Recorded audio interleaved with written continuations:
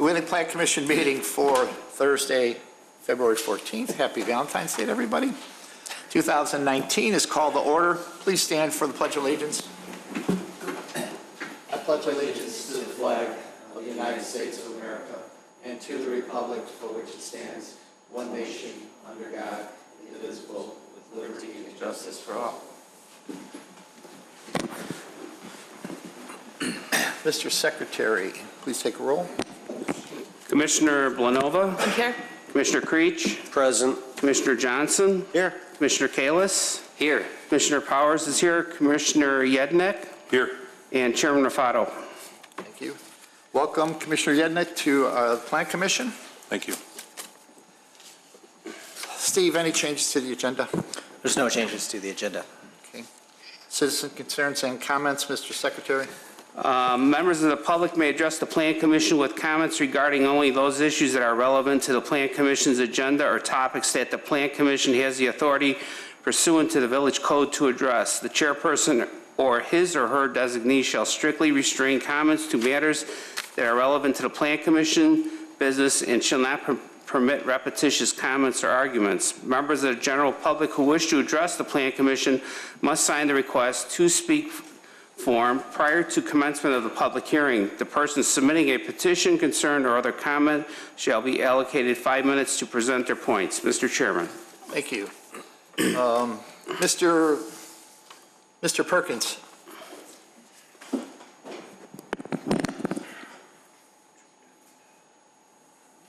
As a reminder, you have 5 minutes. Good evening. My name's Peter Perkins. I'm from Handy Foil Corporation. We're at 135 East Hinch Road. We're the company just adjacent to the rezoning site that's going to be discussed later tonight. We're just here to give some comments later on about that site plan and that rezoning. So just want to introduce myself. Thank you. Mr. Taplin.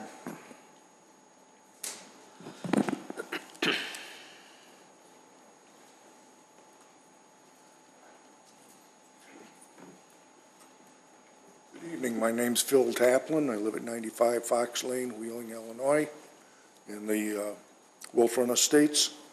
And I'm hoping that we don't change the zoning over from light industrial. I think in order to put a trucking terminal in that area, it's going to be more like having a Queen Mary sitting in a harbor area with rowboats around it. It's going to be just a nightmare for traffic. I just don't believe it should be put in there. The roadway is not large enough. It empties out into a two-lane road in each direction. It should empty out into 4 lanes in each direction. I think it's just going to end up with traffic problems that are just going to be horrendous. Down at the end of Wolf Road, it narrows down to 1 lane in each direction. And in the afternoons at rush hour, traffic is backed up well past Fox Lane. And if you start putting semis in there, trying to take left turns out of there, it just isn't going to work. I mean, even if you put a stoplight in there, it's just not the right place to put it. I just hope you can think about that. And, you know, I don't know. I don't think anybody here would want their house to be sitting in front of a warehouse. You know, some of the people that live here in the Wolf Run Estates are less than 30 feet from the property line of it. They're 2-story houses, so a 6-foot fence isn't going to help anything. You know, it would be better off if it could be put over on Chaddock or some other large industrial area. When I bought the property 30 years ago, I knew the area was going to go industrial, but I figured light industrial, much like just south of us where we have small commercial buildings, but I didn't expect them to put up the Queen Mary in the middle of the area. It just doesn't seem right, and it's up to you on what you decide, but I wish you'd reconsider it. Thank you. Thank you.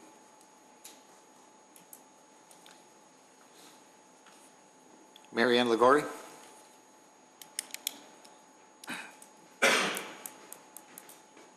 Hi, good evening. My name is Mary Ann Ligori. I reside at 105 Deborah Lane in Wheeling.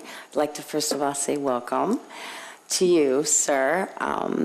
The Planning Commission, I have high respect for the Planning Commission. They do a very good job, and now you will be part of that, do a very good job at scrutinizing, making sure that the appearance of everything, making sure that everything's compatible. Do a great job with that, following the laws. You specifically, very transparent. You control things on a respectful level. You just do a great job. Happy Valentine's Day. Valentine's Day is about love. I'm sorry that you guys are here. I'm sure you have family members that you would have preferred to be with. And I'm thinking about that. Love thy neighbor.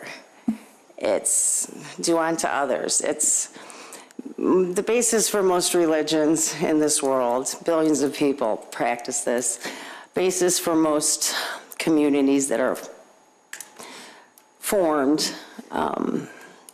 Billions of people practice this, and I hope that you keep that in mind when you make decisions, as you usually do, but especially tonight. I could only have a few minutes to speak specifically of the building that they didn't, they didn't include a traffic study. This came up 6 months ago. You know the heavy impact that this has on the roads. This is a business. Well, this could be a chemical company. You have no idea what the business is. The potential for 24/7 trucks running in and out next to residents, it's not appropriate, it's not compatible, it's not okay. To have that pollution, the noise of the backup beepers. I was here at the Board of Trustees meeting, my cell phone went off. Everyone was super annoyed. I was a little bit embarrassed. I just got a new phone, I couldn't figure it out. And then it got me to thinking, every single time I step out of my house, to hear the backup beepers, the annoying, the irritation. It's not like this now. They're trying to attempt to do that. It's not compatible, and I know you know that, and I know you feel it. You are not obligated on any level to say yes. You can simply say no, knowing what you do. Every time you come up here, I have high respect for that. It's disheartening when the board then doesn't respect you. Not that they don't respect you, don't respect the decision. This plan came in no way, shape, or form respecting the residents. It would have been a 15-foot wall. The docks would have been on the north side. There's no respect with this plan. You can simply say no. You have no obligation. This has never been in the plan to hurt people. This has never been in the plan. Perhaps it may be different if it was a project in a whole, which it is not. So this decision that you're making tonight, it's up to you. What your heart, what's in your head, your heart. You can simply say no. Don't be part of this. Don't be the 6, 7 people that cause harm to people. You're going to run into these residents. I have a family of 5. My children, we watch you. They know who you are. It's not going to feel very good to know on a daily basis that you have approved something that hurts people. There's no amount of money in the world that would be worth that. You know that this is not okay. You know the impact is heavy. I don't want to walk outside or hear it from the inside. The backup beepers, 100 decibels is loud. The airport soundproofing qualifies for 45 decibels in the house alone. You do not have to be part of this. You simply can say no. You are representatives of the residents and what's good for the town as a whole, of course. Don't set precedents on the ability to cut a neighborhood in half or to take the backyards of people off of Dundee or 83 and now we're going to make it retail. It's worth more money. You will be causing harm. If you approve this, you will be causing physical, medical harm to my children, to the seniors who live here, you can simply say no. You vote with your heart all the time, and there is nothing that is in the plan to hurt people, period. There is nothing that is in the comprehensive plan from 2 decades ago. 2 decades ago, it was appropriate to have Sam's Club, a big box store. It would never be approved today. One more minute. I know I can speak of the zoning later. One thing I want you to keep in mind is they come to you. They came to the village board, which I spoke against because there wasn't enough information. I just asked them to table it, get the proper information. There's a turnover in staff with the Cook County Assessor's Office. They will not build this if they are not granted a 6B, which I know you have nothing to do with. So I want you to think about this. If you grant this and the Board of Trustees grant this and Cook County Board of Review does not approve a 6B tax incentive, the project can fail at many levels once they dig up stuff. I'm wrapping it up. So if you rezone this to industrial or I-2, I-1 is reserved for off of corridor streets. But if you rezone this and it doesn't go through because it doesn't qualify with the Cook County Board of Review, you will now be zoning people who still live there. And now it's illegal for them to live in an industrial area, then they're stuck with it. So then the Village of Wheeling will most likely have to buy them out. This will not be approved with the Cook County Board of Review. It just doesn't qualify. So thank you for your time. Thank you. Oops. Trying to end it somehow. Robert Liguori.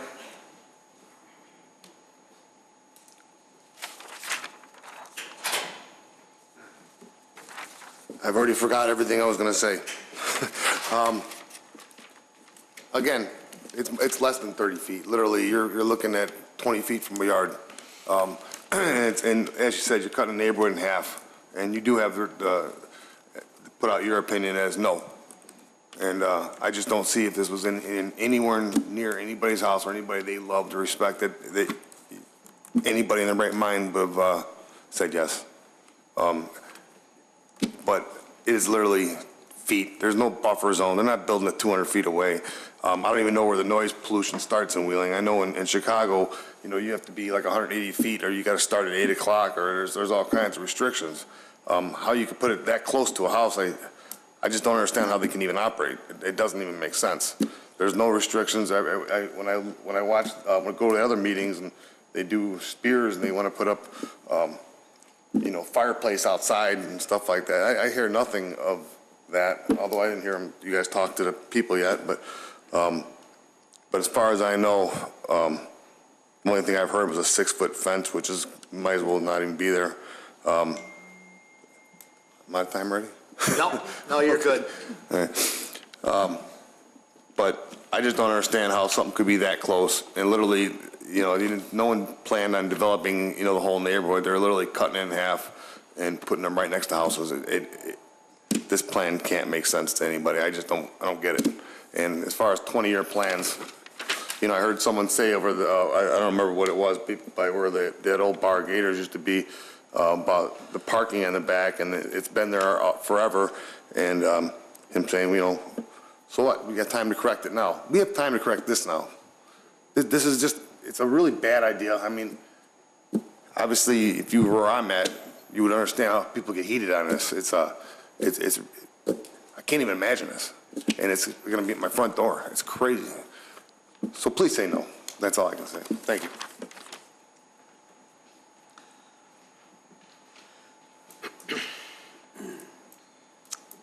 I think that was it. And I'm going to give the opportunity, if anybody didn't get a chance to sign up for citizen concerns and comments, if somebody would like to speak on it. I don't want to shortchange anybody. Okay, thank you.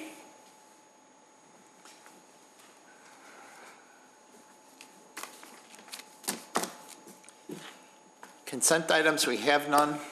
Shock.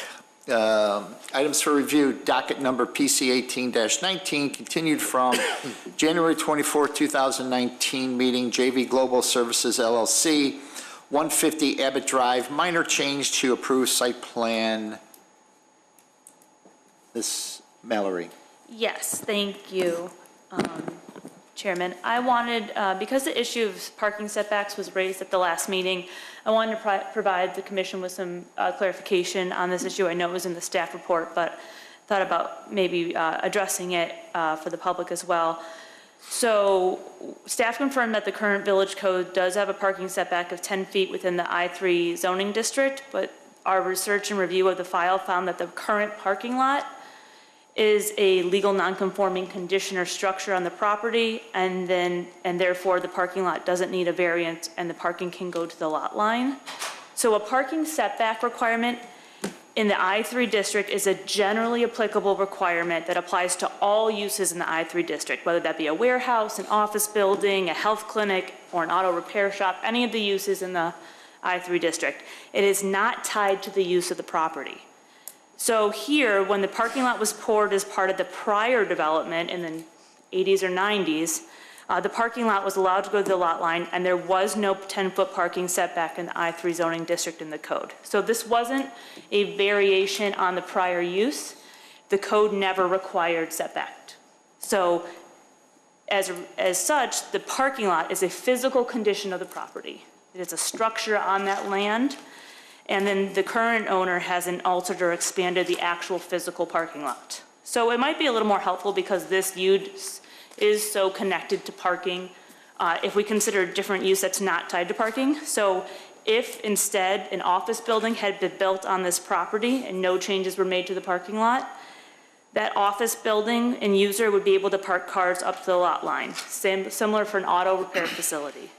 So while uses can change on this property, the physical condition of the parking lot has not changed and thus remains. I don't have a 5-minute requirement. Well, maybe you do need one. And so it remains a legal non-conforming structure on the property. So I just thought I'd clarify that in case there are any additional questions. So a parking lot is a parking lot is a parking lot. It's a structure, yeah. It's not a use. It's similar to a fence or other similar structures. So you can have a non-conforming use, which is like the operation of a business. You can have a non-conforming building, like an actual building, house, warehouse. You can have a non-conforming structure. You can have non-conforming lots. So if we would have changed the use of that from a parking lot, irrespective of what that parking lot was before, even though prior to that it could have been employee parking for all we know. Correct. Or if the current use was employee parking and that's all it was, the parking lot would stay the same and But they changed it, they changed the use from a, so what you're saying is changing the use from a car parking lot to a truck parking lot does not trigger bringing it into compliance. Correct, because that structure, the condition, is a legal non-conforming condition. Okay. They received a special use approval for the use itself, and they're not changing. It'd be like if there had been a building on that property, and that building was built too close to the lot line. Mm-hmm. And a building prior existed and was compliant with the code when it was built, and the code changed, like this changed, like the setback requirements of a building changed. This user came in, they changed the use, they had to get a special use. They don't now have to move the building further away from the lot line, because that building is a legal non-conforming building. But if they wanted to put an addition on that building? If they wanted to put addition on the building, then that would trigger having to come into compliance. Here, they did not change the actual physical condition of the parking lot. They didn't add on to the parking lot. They didn't tear it up and move things around. Okay. Thank you. So, Are there any other questions before we get into the actual petition? No? I had one. Commissioner. I was looking at the handicap ramp with the. Well, okay, before we get there, Oh, okay. if you're talking about that, we'll have the petitioner come up and he'll explain it, and then if it's a question regarding that, then we can go to that. Good evening, Dan Shapiro on behalf of the Could you, petitioner. Mr. Shapiro, can you please move that microphone up? Great, thank you. Can you hear me now? We can hear you now. Happy Valentine's Day to everybody, Thank you. and welcome Commissioner Yednick to the commission. So I believe the village attorney just basically expressed what I was going to express, so I don't need to repeat what she said.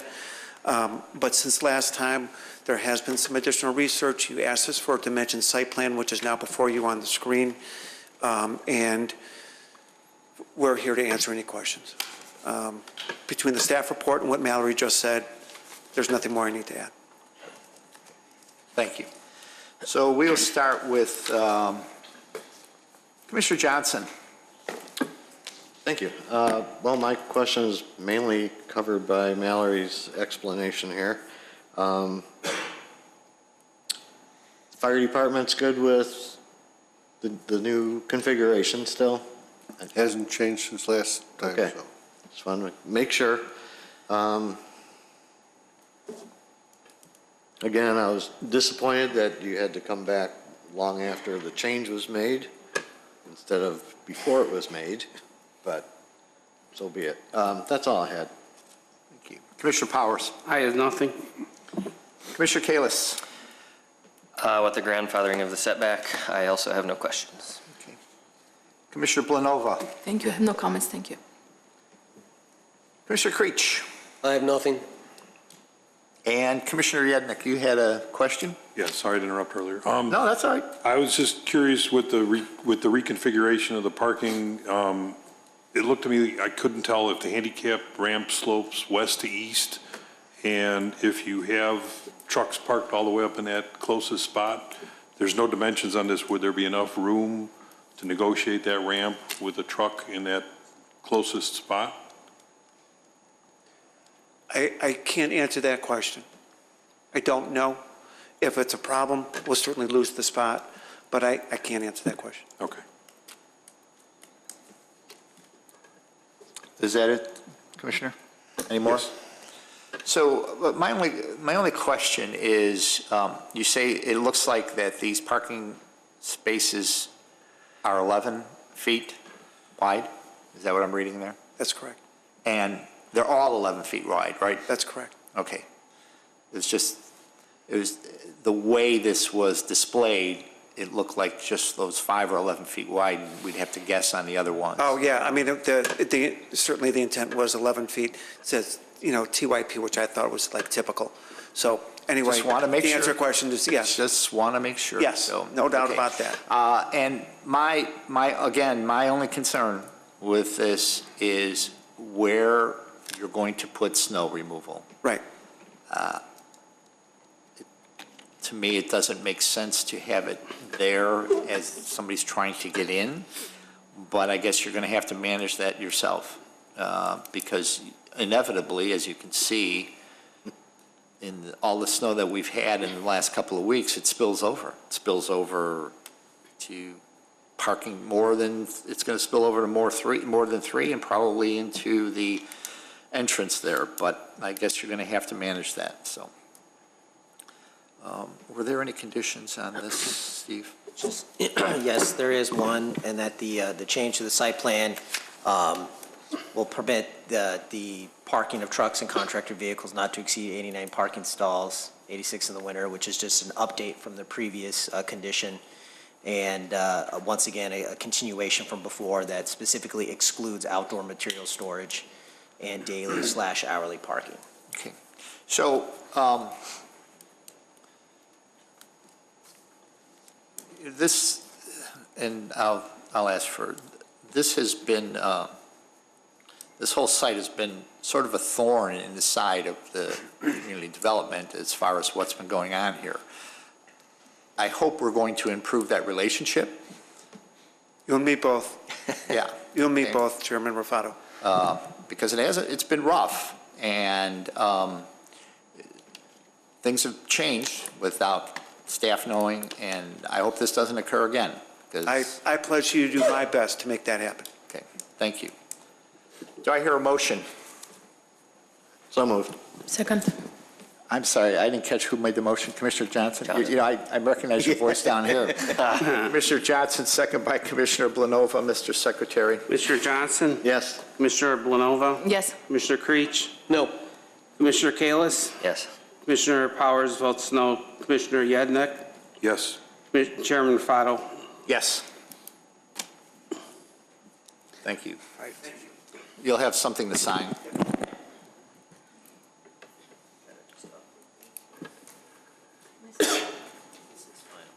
Just as a note, this is final. This wouldn't be going to the board.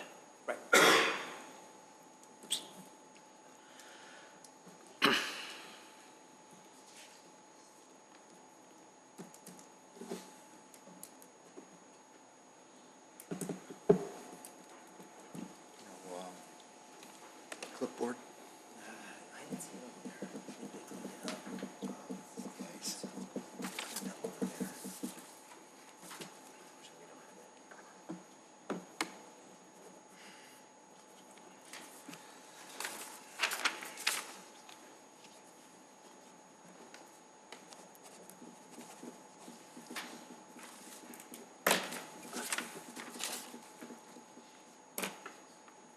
Mr. Shapiro, could you or the petitioner like to come up here and sign these? Sorry, this is young. Sign them right there. And then the next one. And then you keep that one.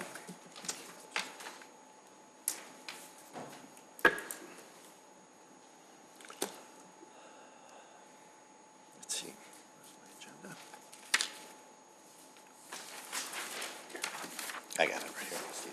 Thank you. Calling docket number 2019-1, continued from January 24th. 2019 hearing, Wolf Road Industrial, 1020, 1022, 1026, 1027, and 1030 Carroll Avenue, 10321 Dean Avenue, which I think is still wrong, 37 Kerry Lane, and 103 South Wolf Road, rezoning to I-2 Limited Light Industrial District. Mr. Secretary. Just that. Yep. Docket number 2019-1, Panatone Chicago LPIV LLC contract purchaser seeking rezoning from R1A single-family residential district and I-1 light industrial district to I-2 limited industrial district as required under Title 19 zoning of the Wheeling Municipal Code, Chapter 19.14 Ordinance Administration, associated sections for the properties located at 1020, 1022, 1026, 1027, and 1030 Carroll Avenue, lots 1 through 8 of the Wolf Road Estates Subdivision, 10321 Dean Avenue, 37 Kerry Lane, 1032 South Wolf Road, and the adjacent vacant lot north of Deborah Lane, west of Wolf Road, and south of Carroll Avenue in order to construct a 163,000 square foot industrial warehouse building. Mr. Chairman. Thank you. Mallory, would you like to talk about the procedure Oh, yes. that we voted on at our last meeting? Yes, so as a reminder for the public hearing, there's 3 opportunities for the public to speak after the petitioner gives their presentation and staff gives any presentation. There's first going to be persons who want to ask questions of the petitioner. This is just a time for questions and not to give testimony. That would be later. Second, after the questioning is all complete, persons wishing to provide evidence or direct testimony related to the rezoning are invited to speak. The testimony and evidence must be relevant and material to the rezoning petition and standards. And then finally, any persons who just want to provide general comments, such as their opinions or thoughts about the rezoning petition, may speak, and these comments are limited to 5 minutes per person. Thank you. Is the petitioner here?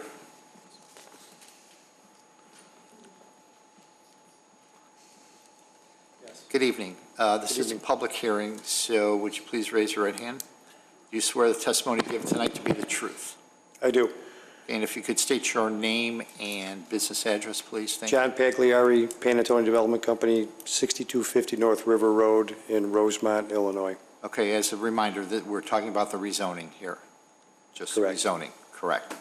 So if you can explain the rezoning. Sure. Today, we're here before you to seek approval to change the zone to I-2 zoning, light industrial, from currently, there's a couple of different zonings, some residential estate and I-1 zoning currently.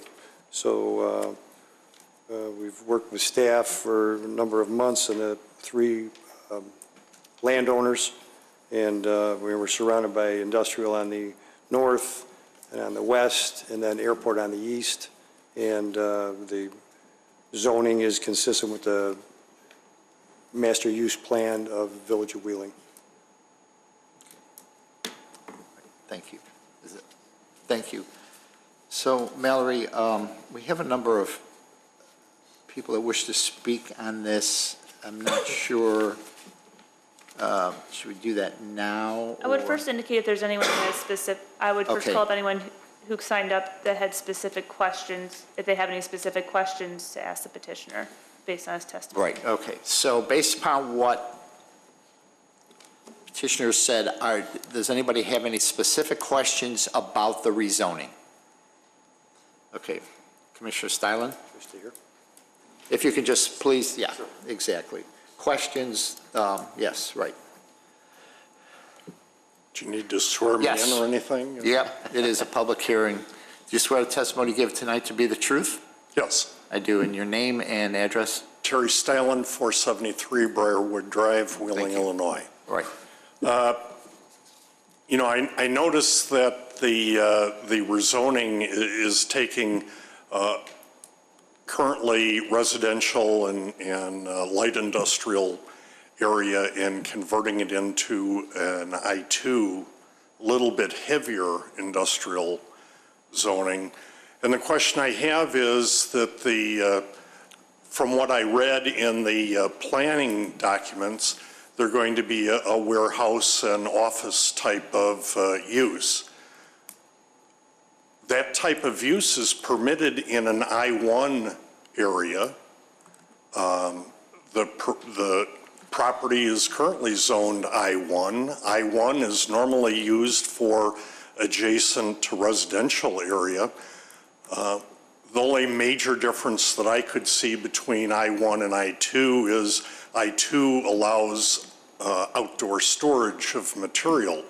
I didn't see any area on their plan for the outdoor storage of material, so I'm kind of wondering why they chose to go I-2 in that their current plan, at least is what I seem to gather out of the project description, could be currently permitted in an I-1 area. So why, what's so special about I-2 that couldn't be done in an I-1? Okay, thank you. Mallory, just a question, some help here since I'm new to this process or procedure.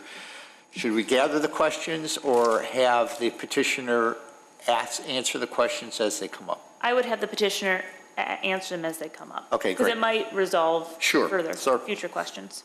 The question was around, you didn't see any outdoor storage in this I-2, and then why choosing I-2 instead of I-1 based upon what was permitted in I-1? Sure.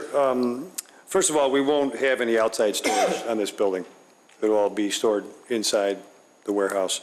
And the I-2 zoning allows a 40-foot top of foundation wall. And really, with these types of buildings, we need a 32-foot clear height inside the warehouse so folks can rack their product to that height. So with a 32-foot clear with bar joists and walls above the ceiling, you end up about 38 feet high, 40 feet high in some areas. So that was the other reason for the I-2. Okay. Where the I-1 only allows, I think, 30 foot high. Thank you. You're welcome. Is there anyone else that wishes to speak on the rezoning?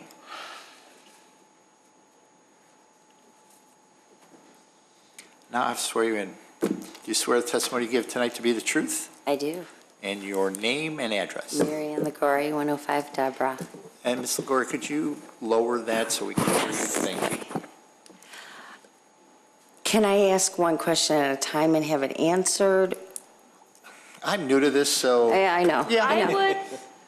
I would do that because it is Sure. supposed to be our It might. cross-examination. Yes, thank you. Okay, first question. Do we have a wireless mic? We don't have the wireless mic. Don't see one out here. Not out.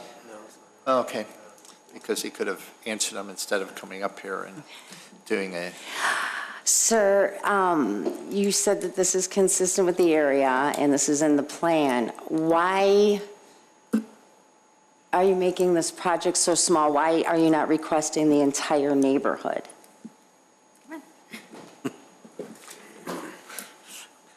We would love to buy the whole neighborhood, but 18 houses are, one is yours, and there's 17 others. It'd be very difficult to timely put all those together, and we'd love to do that next, if that was available. So it'd be very difficult to put together 18 houses in the same time frame as three. Three was difficult enough. 18 would be very tough. Sure. You can stay with here with me. So, is that your plan in the future? And if so, how does that unfold after construction of this entire building and parcel? I know you do this, you've done this across, I know you do this across the country. Is that your plan? And then if so, what is the time frame? I've been there 20 years. I've never had an offer on the house, or nobody has. So what is your time frame?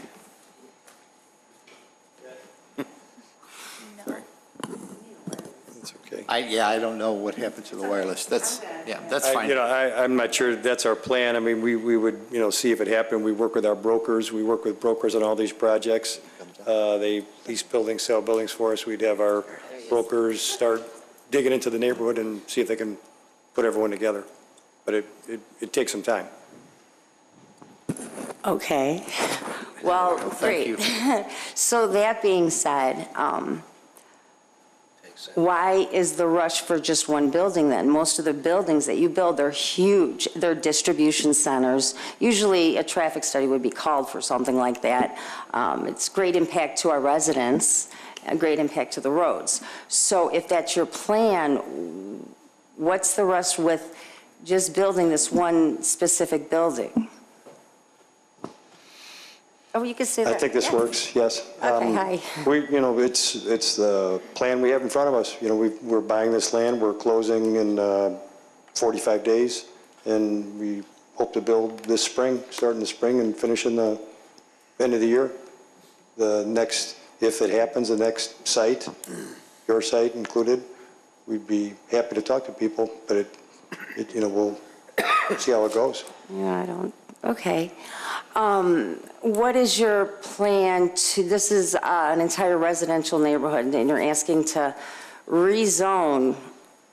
R1 is usually the most, I don't want to not look at you. R1 is the most restrictive zoning that there is in terms of what can be done on that parcel. Then it goes to R2, R3, and then there's retail, commercial, and then industrial. I just lost my train of thought. What is your plan? I saw your plan is to have a road run parallel to Deborah Lane. And so what is your plan, when you're asking them to rezone, what is your plan to contain to your parcel? Like pollution from semi-trucks, noise from backup beepers, they hit 100 decibels. What is your plan? A 6-foot fence is not going to do that. The top of a semi is... Well, is that, Ms. Legore, is that related to zoning? Yeah, what's the plan for buffering? Is that... But that's more site plan than zoning. Zoning is just changing it from what it is now to I-2. That is more related to site plan, and that will be discussed. That will be discussed you do that. in site plan. Yes, it will be. Yes, it will be. Okay. I'm not. And I don't mean to Yeah, cut you short. I'm just but trying we to understand sure, too. and I'm we just need trying to understand But we just too. need to stay focused on I understand. the zoning. Okay, thank you. So I can only ask zoning specific questions? Yes, zoning specific questions. So then within that zoning, what, I have concern of like a chemical company and stuff like that coming in by residents. So what is your zoning for a specific business? What is what's your business plan, I guess? Can I ask that? Now, that's related to use. Okay, and you can address that. I can answer that really quick. So right now, this is for a spec building. So certain uses are permitted in the I-2 zoning district that can come in as of right. But there are several uses in a chemical plant, if that's even a permitted or special use in the I-2 district, would likely be a special use. If any use that requires a special use would go into this building, it would have to come before the Plan Commission and go through a special use hearing. Okay. So just like in every other district, the village has designated some uses to be permitted and then some uses to be special uses because of generally the impact they have on surrounding properties. So I'm sorry, can you just repeat that? My brain. So in any zoning district, the village code has determined which uses are allowed. Some are allowed as of right, or there are permitted uses. They do not need to get Plan Commission and board approval. The ones you commonly see are the ones that have been designated as special uses. And they require a public hearing, notice, and the whole public hearing process before the Plan Commission. The difference between the two is that special uses generally have impact on the surrounding community, and that's why they have to go through the whole process, because there might be conditions to alleviate those potential impacts. What do you mean by impacts? Well, the standards usually involve potential traffic or noise, so that's when a traffic study might come into play. You mean before the business goes into? Yes, into this building. If it is a use that requires a special use, they will have to go through a special use hearing and get special use approval. So like if it's a warehouse facility that they're going to run 24/7, do they have to go before the board, or they can just lease the property? It would depend on the specific nature of that use. A lot of the light warehouse use is a permitted use within the I-2 district, within any I district. So that would not. So it could be a warehouse running 24/7 and never come before you? Not necessarily 24/7. I don't know beyond what the specifics are, but the staff would look at the use, and if it required a special use, it would have to go through additional. So in the zoning code that we have, there is a table in the back. Actually, it's probably by each. No, it's an appendix. It's Appendix A. Very good. Appendix A. I'm looking This is what you do for a living. And it has a table, and it has each zoning. Okay. And it has whether this use is an S for special use or P permitted, and if it's blank, it's not permitted at all. So that's what we use when something will come before us. In one of these three businesses are, that are proposed in there, they would come before them, go to staff, and they would make the determination, is this a special use? Is it permitted? If it's permitted, it does not, as Mallory said, it will not come before us. A special use, or if they want to try to get something in there that's not even permitted, which normally does not happen, there would have to be, that's a whole different story. But permitted, something that is permitted would not come before us. Special use would come before us. And just because I'm looking at it here, hazardous materials is a special use across all of the industrial zoning. Anything involving hazardous materials. Okay, yeah, no, I know that on 1075 Chaddock that it just kind of got in there and it never came before you on the actual business. So they were all permitted uses. The So building came Village of before Wheeling us. knows what is being stored in there? Sure. And that it runs 24/7? I can't answer that. That I can't answer. Okay. As the Plan Commission, if it's permitted use, it might come before us for a sign, and then we'll know what's there, or if we're driving by and we see it. But a lot of the spec buildings or these types of warehouses, we don't see those. Okay. Okay, thank you for your answers. I appreciate that. So what kind of questions can I ask? It's just specific to, Mallory, I'll let you take that one. I'm sorry, I just want to be clear and respectful. To changing the zoning designation from what it is now, R1A and I1 to I2, and the standards of rezoning, which are set forth, but generally, does it comply with the comp plan?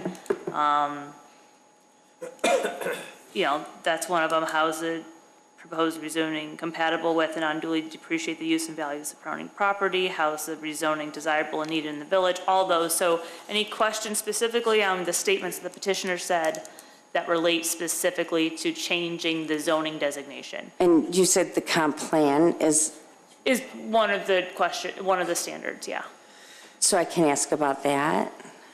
You can, if you have a question that he would be able to answer, if you have testimony you want to introduce later about your opinions on what the comp plan said, that's a separate part. This is just to ask him questions based on what he said. Okay, So, thank you. So yeah, so there's different parts. So this is just literally asking him questions based on the testimony he just gave, Okay. based on the limited zoning question.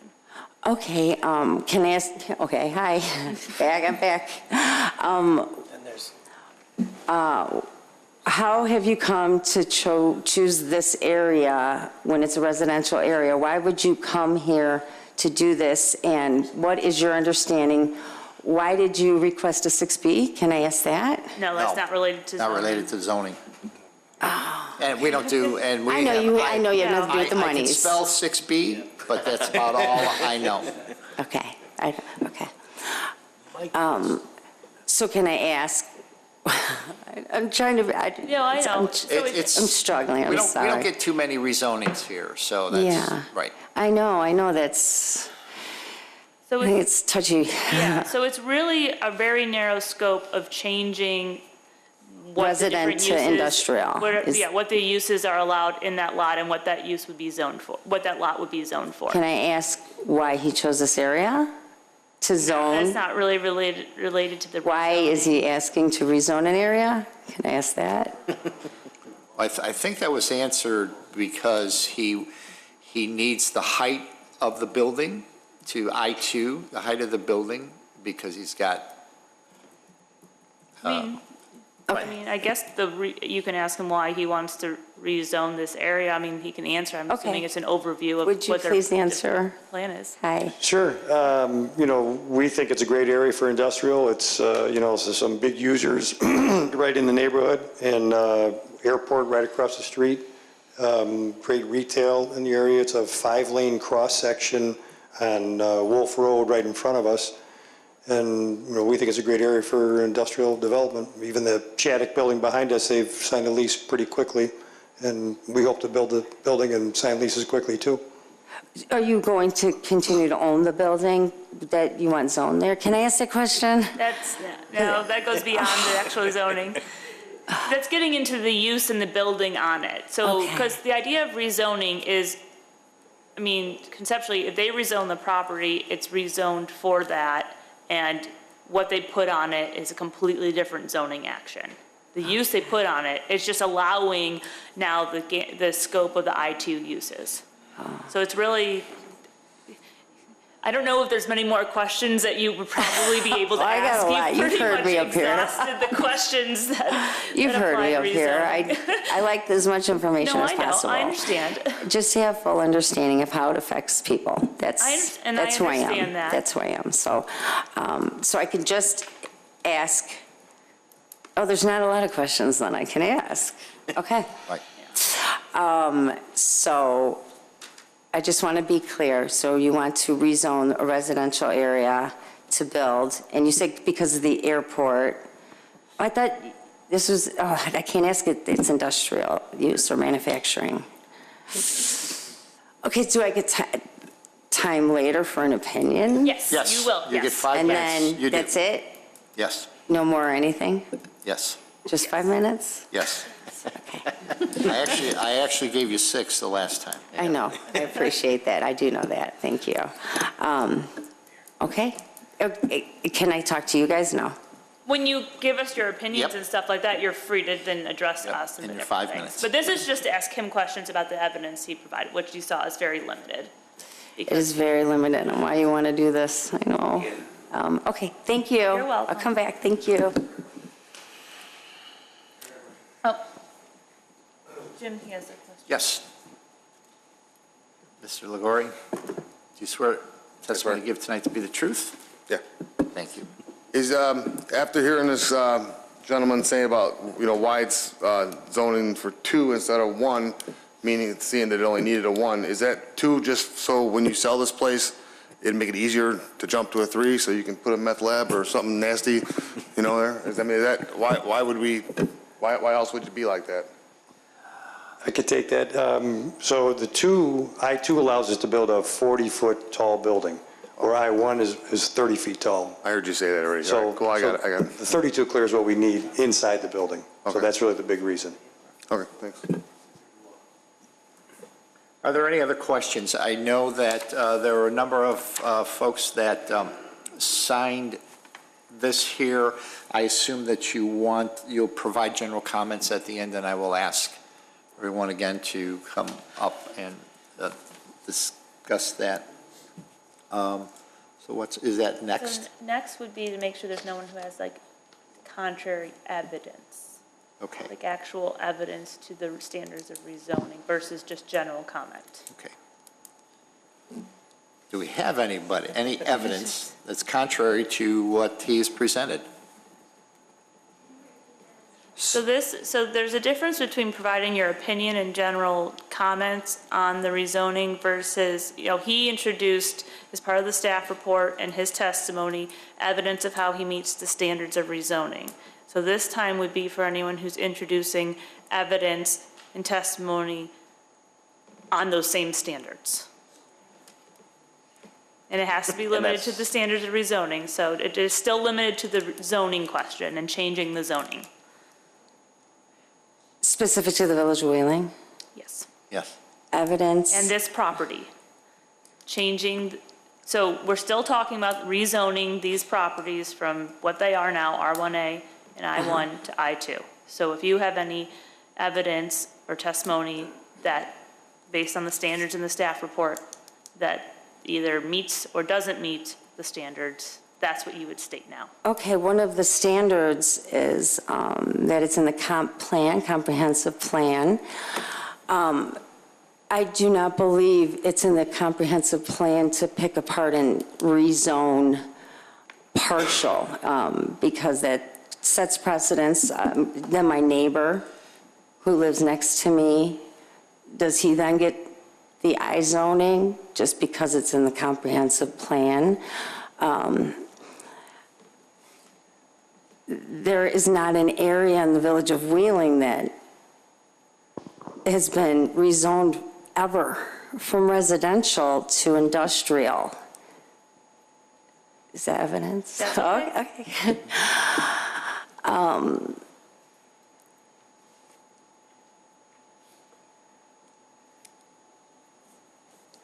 So, and you said I could talk the comprehensive, I'm sorry, I'm just trying to be clear. that's I'm not okay. trying to waste your time. I No, I know understand. it's Valentine's Day. No, Sorry. I get it. So, yeah, so it. That was long gone. I know.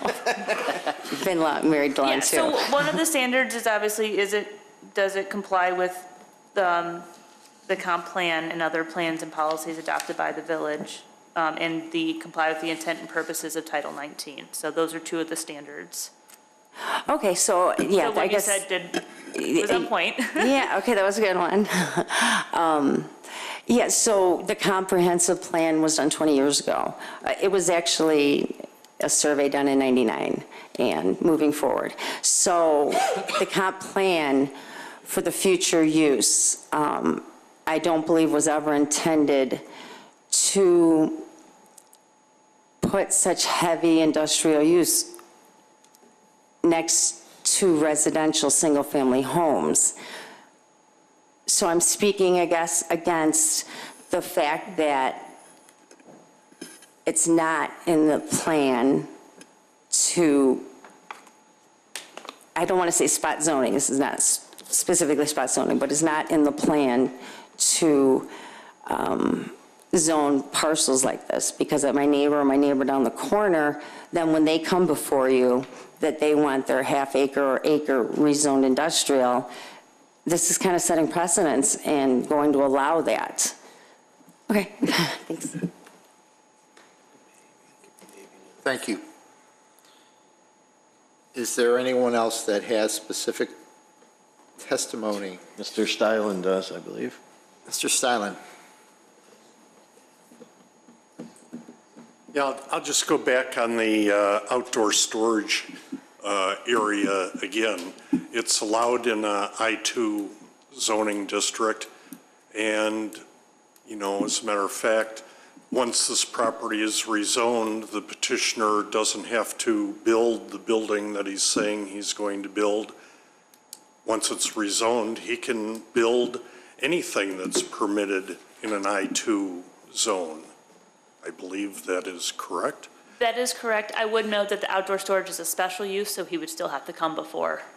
No, it's, outdoor storage is permitted in the I-2 zoning under 400 square feet or. Oh, the different use, sorry, I was looking at the specific one dealing with auto, sorry. So, and I know you can't put any conditions on rezoning, so the only thing that the Plan Commission, I think, could do is to say that any site plan that comes before on this property, that you would not allow outdoor storage to be adjacent to the residential area. And I don't know if that's a condition that you can impose anywhere on the future development.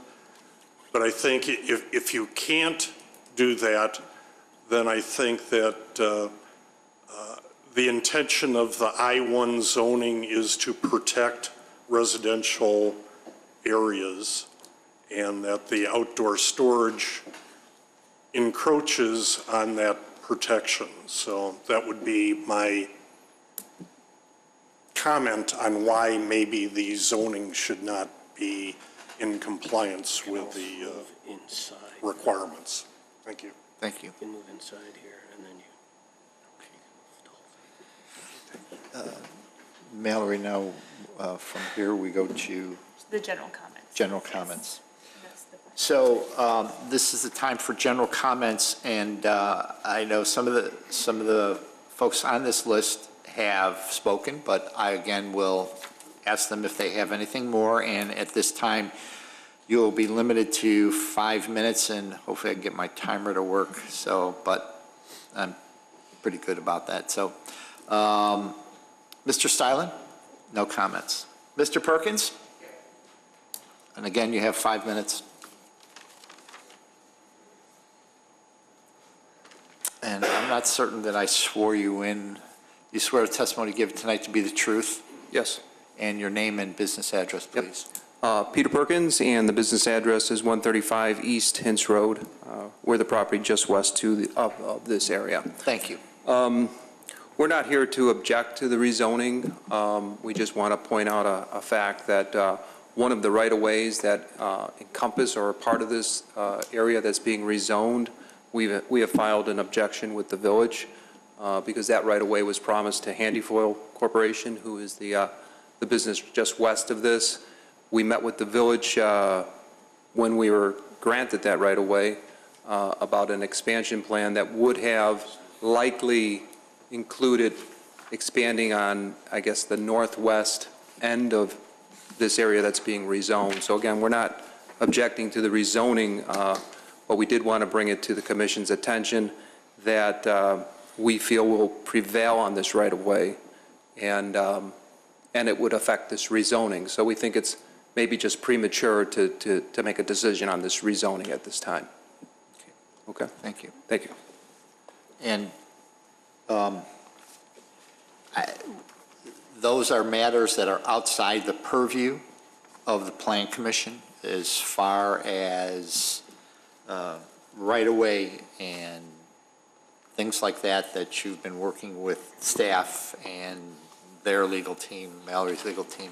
It's nothing that we're looking at it strictly from a rezoning perspective. No, I understand that it's not that commission can't make a decision on the right-of-way. I just wanted to bring it to the attention. Okay, of the thank you. commission. Okay, thank you. Mr. Taplin? Thank you. Ms. Ligori?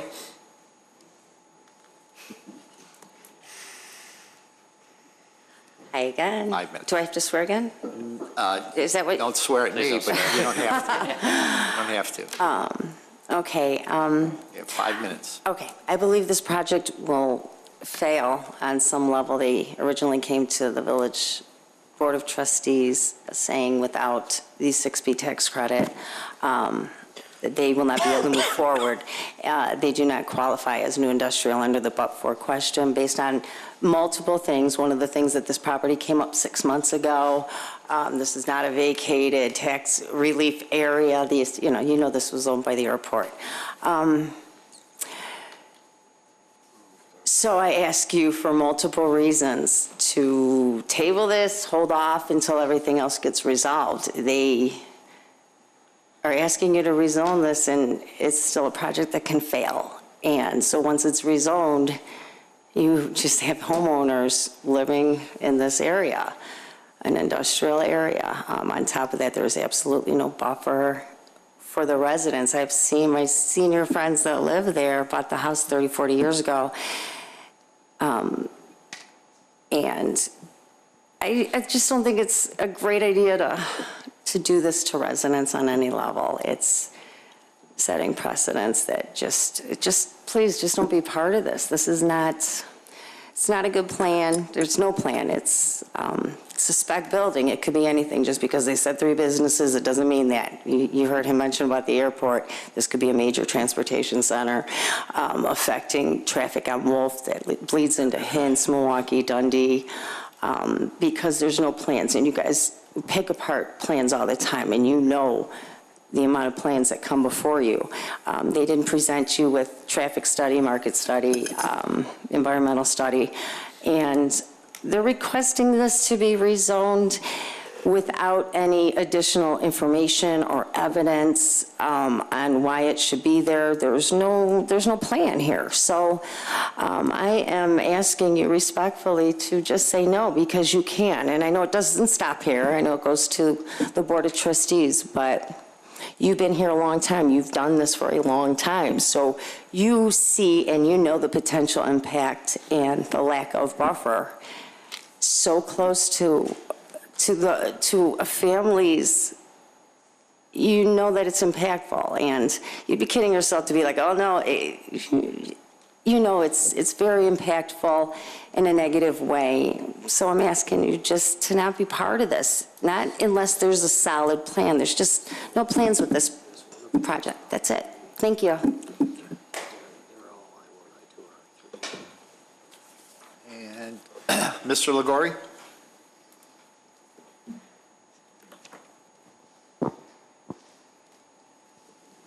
Again, I'm going to ask you to say no too, because, well, it's ridiculous. But other than that, that's too close to a house. There's nothing in his plan to put any space between the houses and the road and the building. And I'm sure the docks are right by the houses too. I just know better than that. But so I'm asking to say no too. This is ridiculous. There's absolutely no space. There's no buffer zone at all. It's too close. Too close. No one would want that. So again, say no, please.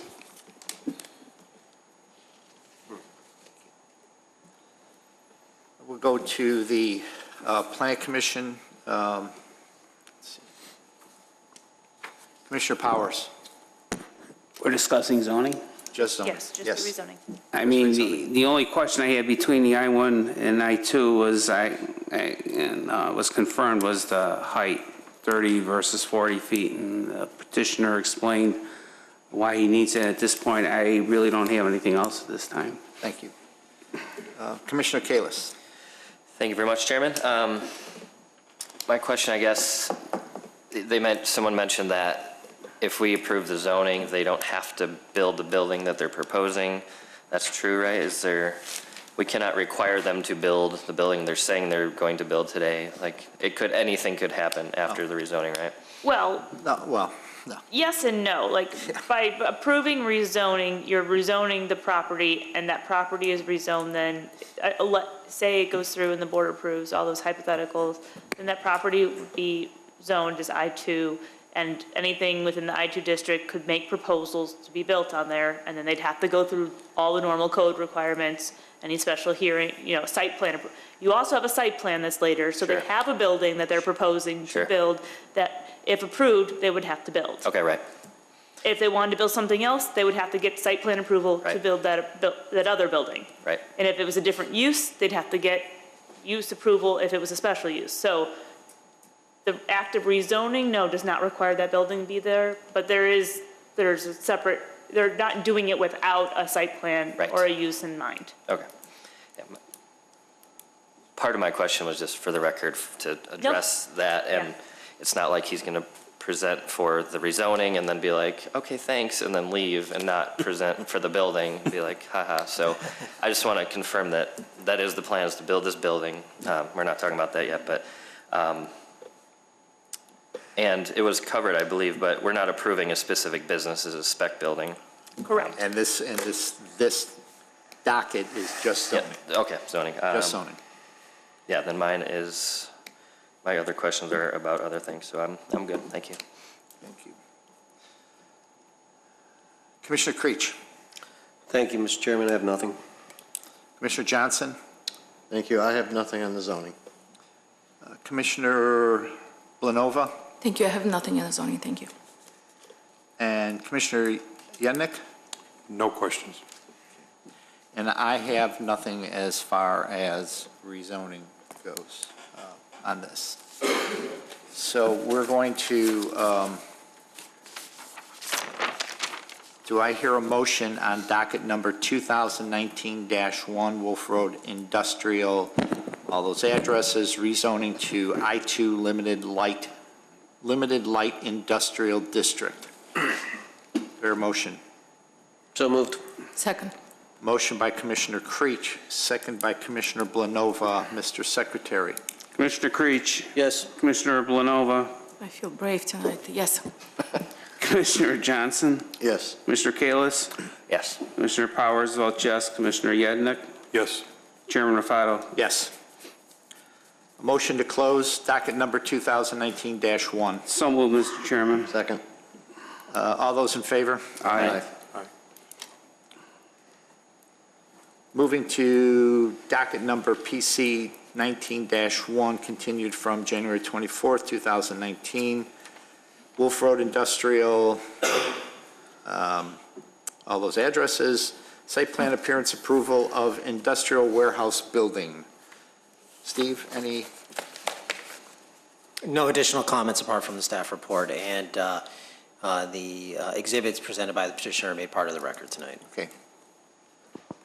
The floor is yours to explain the building.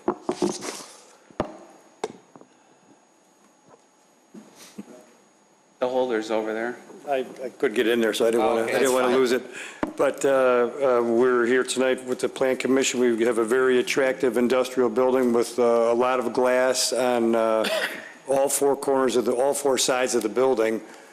We've set it up for 3 entrances. Obviously, the east side would be facing Wolf Road with a lot of 2-story glass. We wrap that 2-story glass around the northeast and southeast corners to really make it have a nice impact for all to see. We asked for no variances on our site plan from the ordinance, and we think we have we've worked with the landscapers and irrigation plan to screen the building, and really think we have a very attractive project here to build here in Wheeling.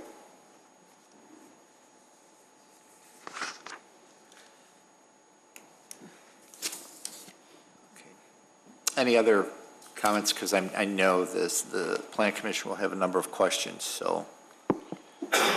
That's it. I'll take your questions. Great, thank you. So we'll start with Commissioner Creech. No questions, Mr. Chairman. Okay. Commissioner Johnson. Thank you. One of the parcels is has been used as a storage yard. Has there been any environmental problems with that? Yes, well, not problems, but we did a Phase 1 environmental test of the whole property, not just that yard. And, our partners is a big pension fund, and they're very cautious about these things. So we've done, more testing than most would do, but the results came back clean. If there's any hot spots, as we would call them, we'd remove them per IEPA standards. Okay.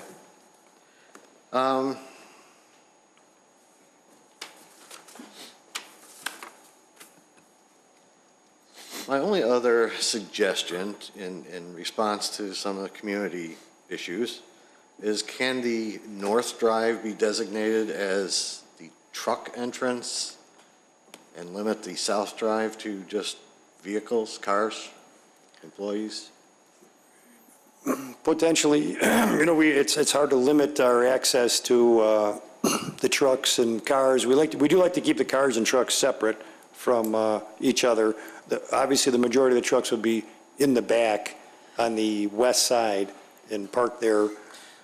Typically, they will come in on the north entrance, what's called a driver's side back in. As they're coming from that north entrance, heading south and then backing in, they can look over their shoulder and see the dock door behind them. So they'll be certainly coming in off the north, but I think a lot of them will turn right out and go out the south entrance to Wolf Road. How can we, that's a good point. How can we, is that something that can be added as a condition, Mallory and Steve? I know that's a bit broad-based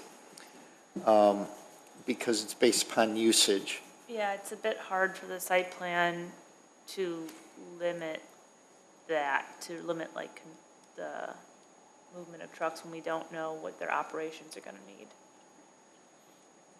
I think it also serves a challenge from an enforcement standpoint. Yeah. It basically require a lot of monitoring to make sure that that's being, complied with. That's. Well, it's a consideration that I think you should put in your file as these licenses come up in here, that, signage could be added, though my experience with truckers is they have a tendency to ignore those.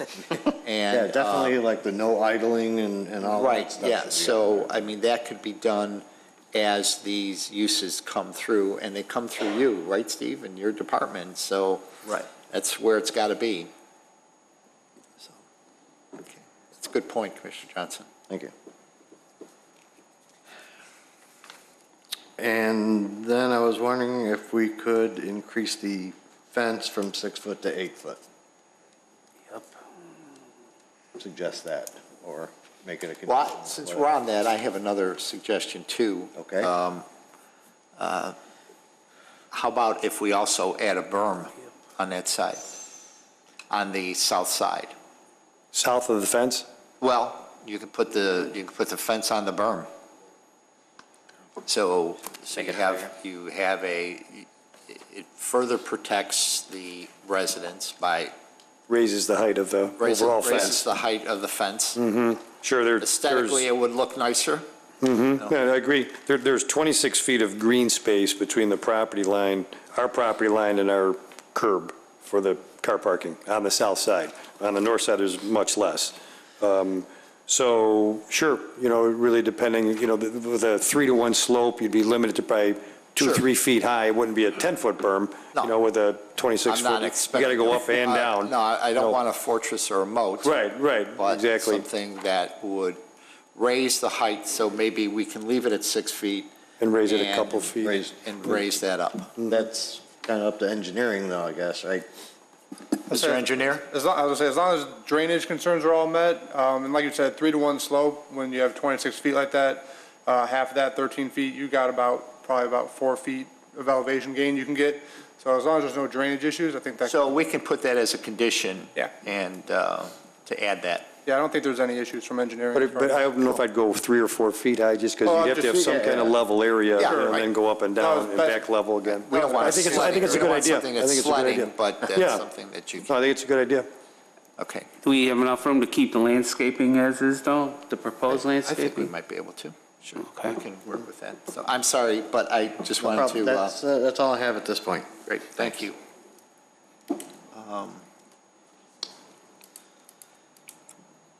Commissioner Kalis. Thank you, Chairman. Just going off of that as well, you had mentioned, Chairman, that we wouldn't need 8 feet, but wouldn't it be the higher the better for the benefit of the neighborhood if it's within code to go 8 feet? It's proposed 6 feet, and we would have to, I presume they'd want, the neighborhood would, I mean, nothing is required necessarily, but We'd be fine with whatever you wanted. You know, it's not too high, but I think Just 8 to feet keep on in a berm. mind Yeah, no, it's. the desire of the neighborhood. Everybody happy, right, sure. To not have to see you as much as possible. So is 8 I feet? thought there was something in the ordinance about it, the max height of 6 foot, though. I Yeah, thought. what's the max height, and I think the especially if max it's on a is 6, berm? but we can't. What do we do for the asphalt plant? We did 8, I believe. Yeah, And can you do 8 on We top can't of a do berm? 8. We can do 8. 8 is permitted for outdoor storage. Okay. You have to have an 8-foot fence for outdoor storage. But we can. Which they're not doing. I think we can if, let's add it as a condition. Okay. So theoretically, if you're doing a 2-foot berm or something, an 8-foot, that's 10 feet versus 6, it's more. It's a big difference. Yep. It's a benefit to the neighborhood at the least, so. Yeah. We need somebody to pay for it. Yeah, that's right, Okay, that's right. let's go on. Call up Mexico. So this is 3 units per the spec? Potentially. Potentially, right, obviously, who knows? Is there's 16 proposed doors, like Dock doors. dock doors, right? Correct. Is there some sort of standard per unit that you like to go by? or- We could add a few more here, 1 per 10,000 feet's kind of a rough number. So you There's a go couple, up, there's a not couple of down. drive-in doors too on the side, and those are, grade level doors you Okay. drive in on, where the other ones are 4 foot high off the curb, the dock doors. And I was mostly asking there was a comment about why can't the doors be on the north side, and that's obviously not possible because the trucks would be too big with this, unless you cut down your building.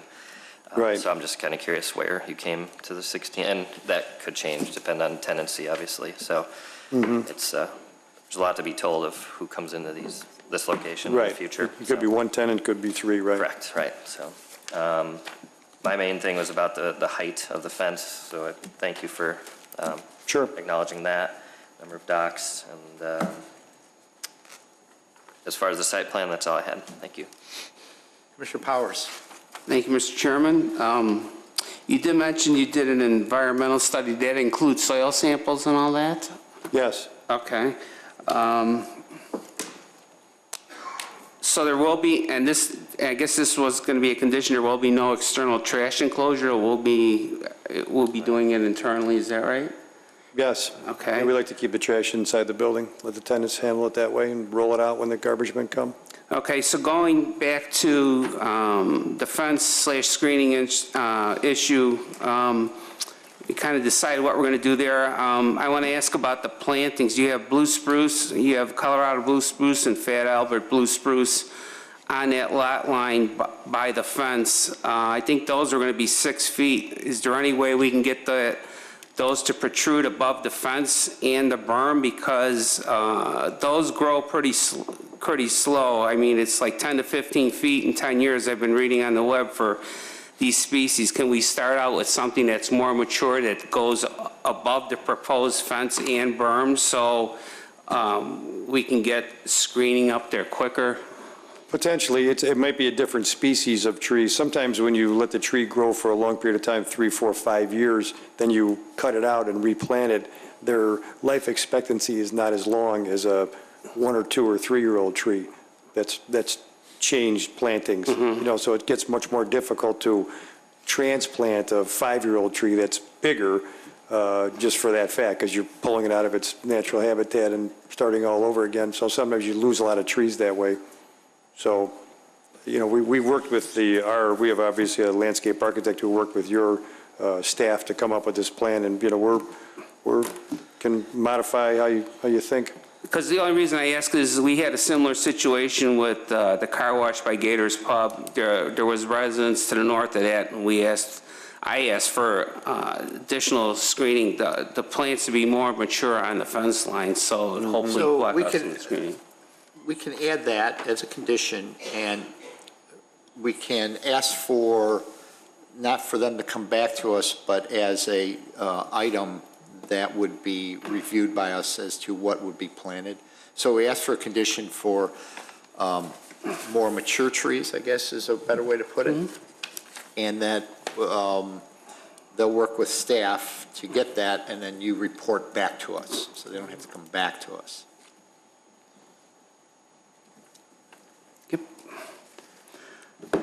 Fire Department, Ron, you have any comments? Everything seemed to be in order? All the comments we previously had have been addressed in the current submittals. Okay. Did you guys do any kind of traffic study at all? I do not think so. When did traffic studies come? Did we? Steve? You did. Yeah, there was. Go ahead. I'm sorry. I have my projects mixed up. Go ahead, sorry. Okay. Did we not see that? I don't think that was in our packet. I was wondering if a traffic study would come more when there's a tenant. Yes. Typically it does. So Yes, it would be more tied to the use, yeah. not to the building approval. there's no traffic with an empty building. So to that point, though, and we're really free-forming it here, on a permitted use, can we ensure that we get traffic studies? No. We can. On a special use, you On a special use. Yeah, I know, Permitted use is obviously, yeah. also, I mean, no. You can't. I mean, if staff feels that they're necessary when they're doing their review of a permitted use, they'll ask for it, but. So that could be another thing on your list as these come in that. But a lot of things that are permitted uses. That's true. Don't warrant That's a true. traffic study. Not every use warrants a traffic study. That's why, again, why there's a designation between permitted and special uses. We've identified uses that generally require more documentation or have concerns that usually increase the level of traffic. Okay. But that's not really tied at all to the appearance of the building. Okay, so can you describe for me the retaining wall in the southwest corner and the one that's going to be on the east side of the property? How long is the retaining wall in the southwest corner and how high is it? And the same goes for the retaining wall on the east side of the property. Do you know? The retaining wall basically on the west side of that detention basin, right, on Wolf Road there. That's about a 3 or 4 foot wall. It should be part of our landscape plan as far as the height of that, I would think. But that would be, a brick paver type retaining wall. Okay, and you're in the whole east parking lot, that's all pavers? No, the whole east parking lot? No, yeah, because it looked like, I saw a landscape plan, looked like that whole thing looked like there was paver brick there. I don't know what page it was on.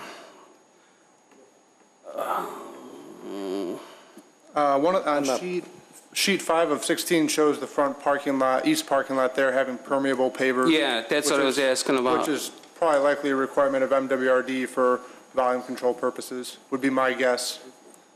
That's correct. So do we have any, well, not to be picky, do we have any kind of color? I mean, is there any kind of color scheme for the building? To kind of piggyback on that, there was like a banding at the top of the building that was going to be stained and... Yes, that's in the package. It was a whitish building with a blue accent band. Are there any color renderings of the building at all available? Those were, yes, right there. They were provided. Those are? Those That's are colored. it? Yeah. I looks asked like the same white. questions, and if you look closely at it, it is colored. Oh, okay.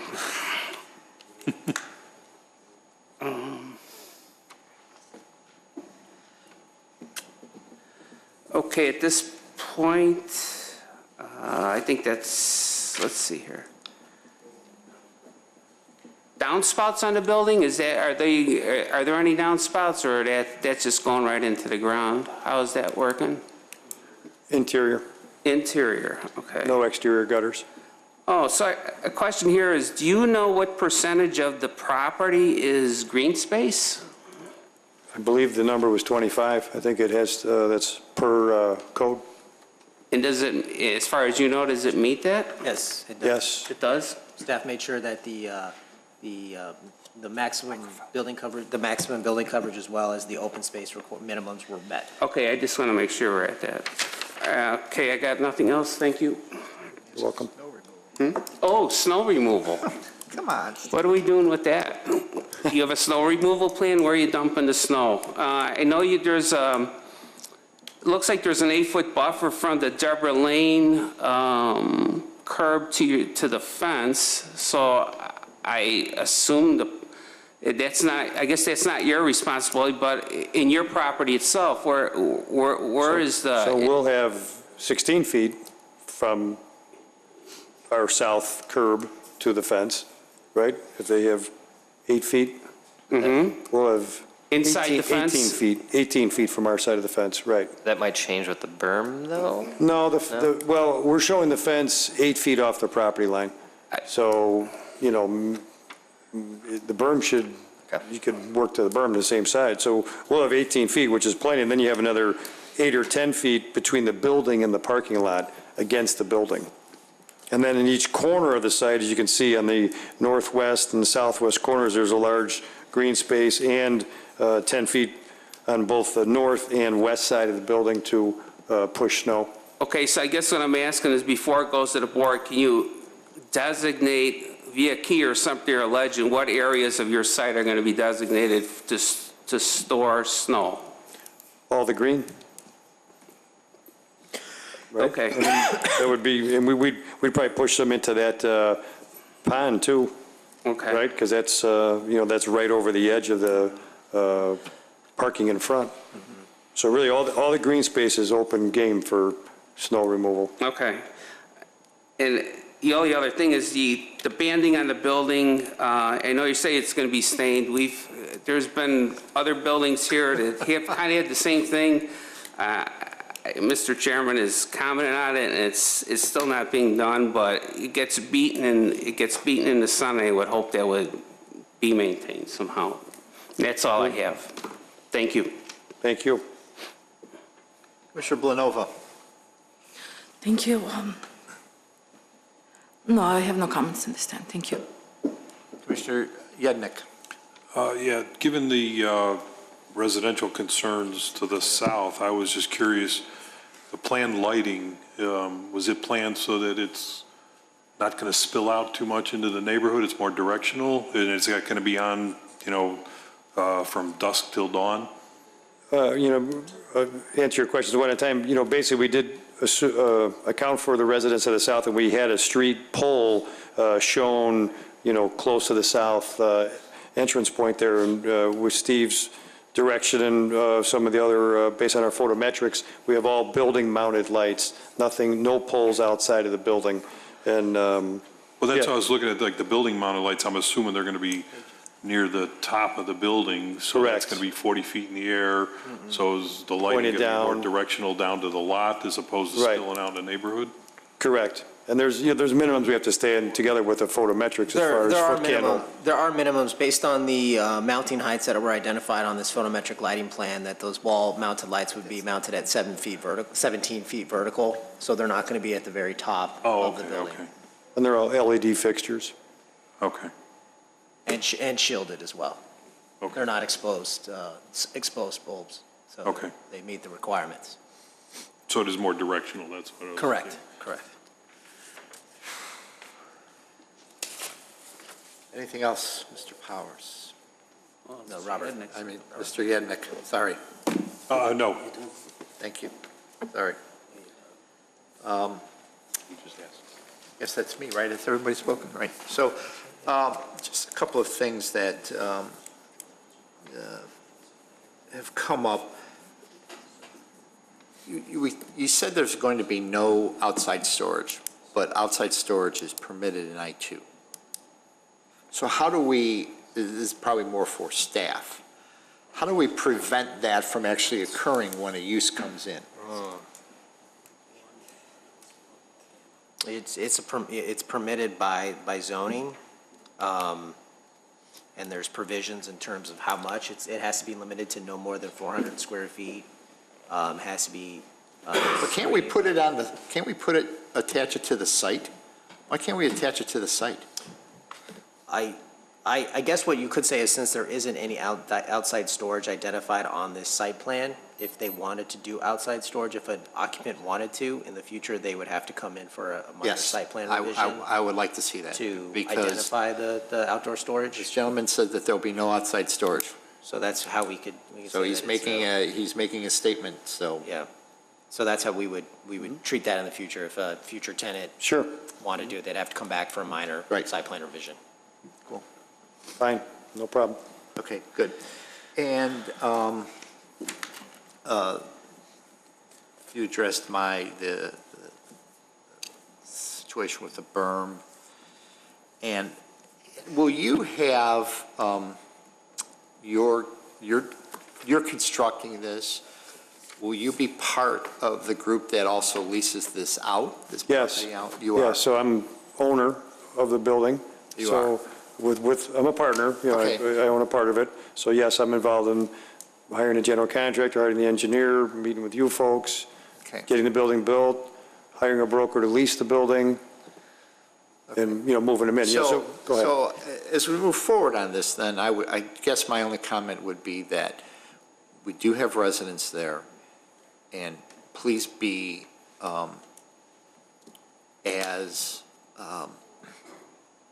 not agreeable, but as, keep them in mind as you're going through this use here, because it is different. It's going I-2 against our residential, and we have to keep that in consideration moving forward. 100%. And again, I'm there every step of the way. Our office out of Rosemont. I'll be here all the time for showings. We like to, leave everybody Please happy. that's the word I was looking for. Please be respectful of the residents, and not only the residential, but you have industrial all over too, and be respectful of them also. My one last question is, and I think I had asked staff about this, signage. Is on these spec buildings, is most of the signage then, is that mostly on the buildings, or will there be like a monument sign? Because I didn't see room. Both. We didn't show a monument sign anywhere. We will probably show one somewhere. Maybe eventually we'll come back with a sign group. A lot of it depends on the tenants too. If we get one tenant or three tenants. Sure. They sometimes like building mounted signage on top of their entrance. Right. So that would be, come before you It guys. just didn't seem like there was room anywhere to put like a monument sign. Well, those signs are not that big. Monument sign, we'd want somewhere, near the front entrances. They're probably, 4 feet high by 8 feet wide. Okay. So, they're, not much bigger than the bike rack shown here, so we'd probably put one on either end of that front driveway. Okay, great. All right. Thank you. You're welcome. Are there any other questions? Yeah. Do you have other spec buildings that you've built and maintained? Yes. Like where? All over. So can you possibly get some addresses to Steve? We should have asked this before, addresses to Steve so we can look at them. So, any real close by? Skokie, a similar one in Elk Grove we just completed, and very similar size, 140,000, 150,000 feet. This is 160. So similar size building, same setup. We call this a rear loaded building where you have cars in front and docks in back. It's called a rear loader. So these are very similar. It'll look very, very close to this building. Can I ask what type of businesses are inside? All over, so the ones over in Elk Grove are more, airport freight forwarding guys that are, and then you have some picking and packing and light manufacturers, light assemblers in Skokie building. So just, a little bit of everybody. All right, thanks.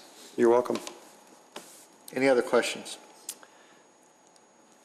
Thank you for clarifying the outside storage, Chairman. I wanted to say that, but I didn't know how to ask that, so thank you. Steve, we have some conditions on this? Yes. The first condition is the one that's noted in the staff report, that trash collection area shall be indicated on the floor plan prior to the issuance of a permit for the construction of the building. A berm shall be added along the south property line, and the fence shall be added on top of the berm. Number 3, the fence height shall be increased to 8 feet in height. Number 4, the tree planting height shall be increased within the south yard, and to work with staff on the final design, which shall be reported back to the Plan Commission. And number 5, any outdoor storage shall require review by the Plan Commission for minor site plan revision. Great. Thank you. So do I hear a motion? So moved. Second. Motion by Commissioner Powers, second by Commissioner Kalis. Mr. Powers. Commissioner Powers votes yes. Commissioner Kalis? Yes. Commissioner Blanova? Yes. Commissioner Creech? Yes. Commissioner Johnson? Yes. Commissioner Yednek? Yes. And Chairman Rafato? Yes. Thank you. Moving forward, docket number, and we'll have a number of things for you to sign. Docket number PC 19-2, continued from January 24th, Wolf Road Industrial. Preliminary plat of subdivision approval of Wheeling Road Industrial. That's an outdated one. They did correctly change the name to Wolf Road Industrial. Staff apologize for that omission. Okay, Wolf Road Industrial. Yes. So is there any comments on this? Do we need, you might, maybe for some of the newer members, what we're approving here? Yes, this is a preliminary plat of subdivision. Since the property is comprised of multiple individual lots, the petitioner is seeking to consolidate those lots. The process is similar to, instead of splitting up lots, they're combining them, and that is also done through a plat of subdivision. In this case here, with plats of subdivision or any type of plats, they must demonstrate that they meet compliance with the plat, with the code requirements for plat of subdivisions. In this case, staff has verified that it does meet the code requirements for a preliminary plat of subdivision. Upon a recommendation from the Plan Commission, that preliminary plat will be forwarded to the village board for final decision. And then the final plat will need to be prepared. That final plat just stays with the village board. The final plat needs to be in substantial compliance with the preliminary plat. The village board just confirms that upon direction of staff. And then that final plat will be the actual article that will be taken to get recorded and then get these lots combined into one developable lot. Any other? Oh, yeah. And there is a condition on the plat, and that's noted in the staff report, which is that the village board's consideration of the final plat of subdivision shall also include a plat of vacation for the 3 village rights-of-way that needs to be prepared by the petitioner as well. This is to ensure that we do not, we procedurally don't send the plat of subdivision forward first and then have the vacation second. We want to make sure that procedurally the plat of vacation happens first and then the plat. But again, all of those items stay with the village board for their approval. So is that a 3-week vacation or 4-week? It's somewhere in between. Somewhere in between. Any comments, any questions? Outside of why there isn't a different word for subdivision when you're combining, but neither here nor there. So if this is approved, all of there's 13 parcels are all made into one. In the future, these lines are erased completely. If someone wants to come in the future, 10 years, and divide it by 2, it's a completely, they don't have to be respective of what used to be. It's completely different moving forward, right? Yeah, it would be an entirely new process. Okay. Yeah. One thing it gives us is one tax bill. No, I instead of 12 tax. totally That's understand why a you're big- doing it. It's just a weird name for it. So that's it. Thanks. Is there a motion on PC docket number? With the condition, we have a motion. Do I hear a second? Second. Motion by Commissioner Creech, second by Commissioner Blanova. I got to get used to where all the people are. Though Jeff, you've been in the same spot there. By Commissioner Blanova, Mr. Secretary. Commissioner Creech? Yes. Commissioner Blanova? Yes. Commissioner Johnson? Yes. Commissioner Kalis? Yes. Commissioner Powers votes yes. Commissioner Yednek? Yes. And Chairman Rafato? Yes. That is it. We just have a number of things for you to sign. Step up. if you'd like to come up here and sign these are just how we voted, and then, Yes, here's Steve. I know.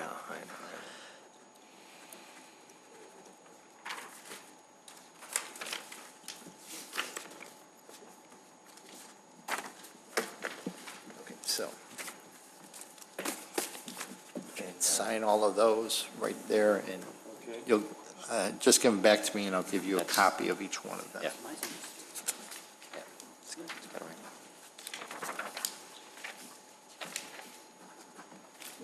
Those are from tonight. Okay, thank you. And one of them might actually be from last time. I'm not sure, but got it.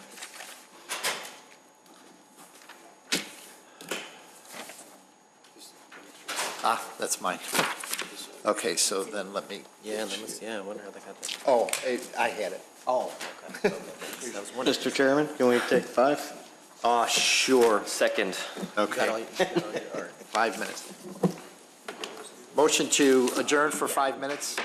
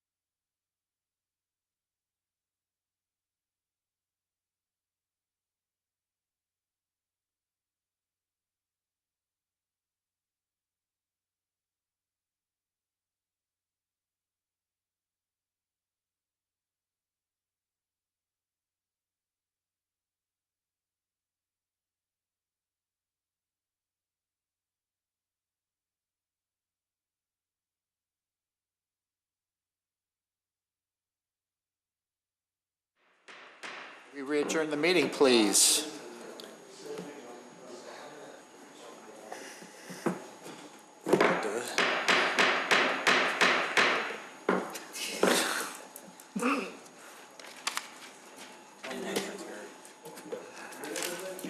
I don't know, Brad, you bring out. Brad, you're here, that's all we need. Calling docket number PC 19-5, CMX Theater, 401 West Dundee Road. Sorry. Request for special use revision. Mr. Steve?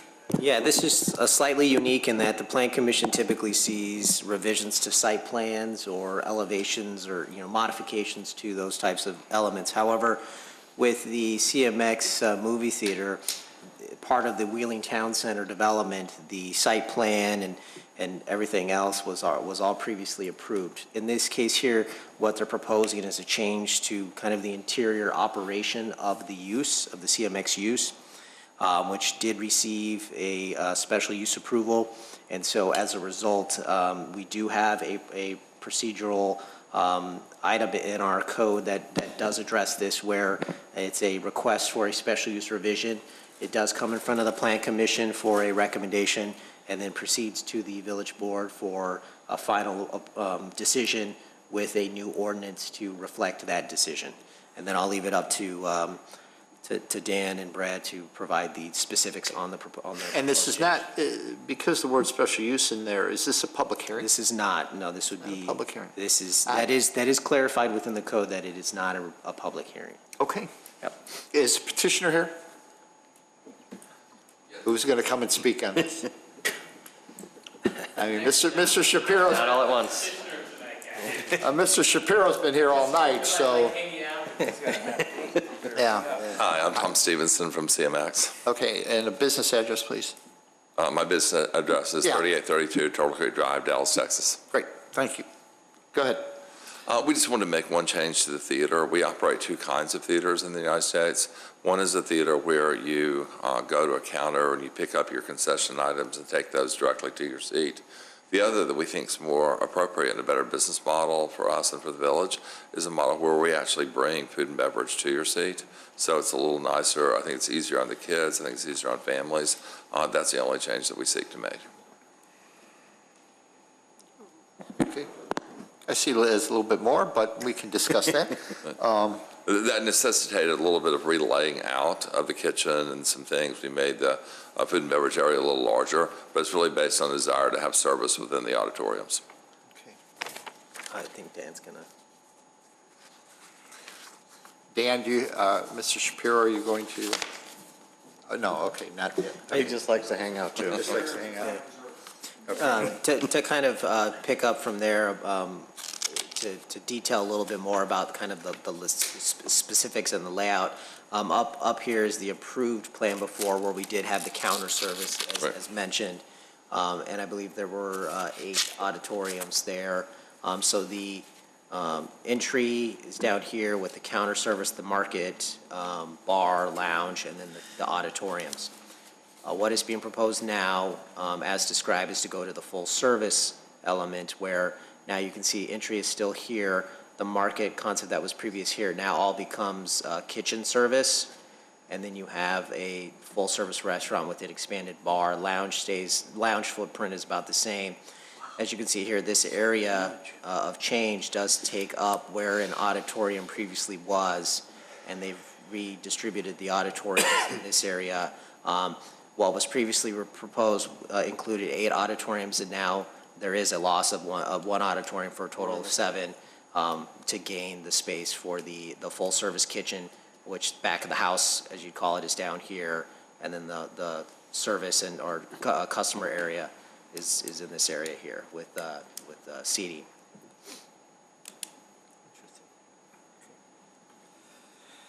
Anything else to add, sir? No, sir. Okay. So we will start with Mr. Kalis. Thank you, Chairman.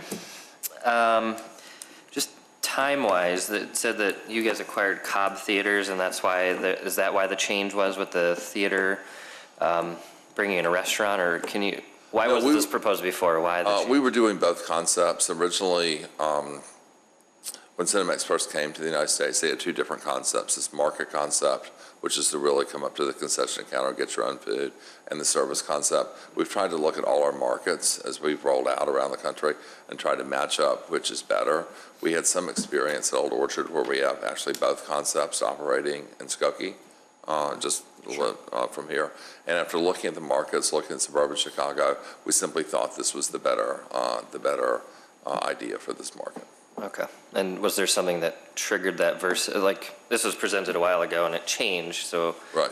It We just saw feedback from all of our theaters around the country, and those theaters seem to be operating better. Gotcha. Is there, I might have been in here, but is there a kind of food that's served? Is it American? Is it some sort of? Yeah, I would say it's basically American food.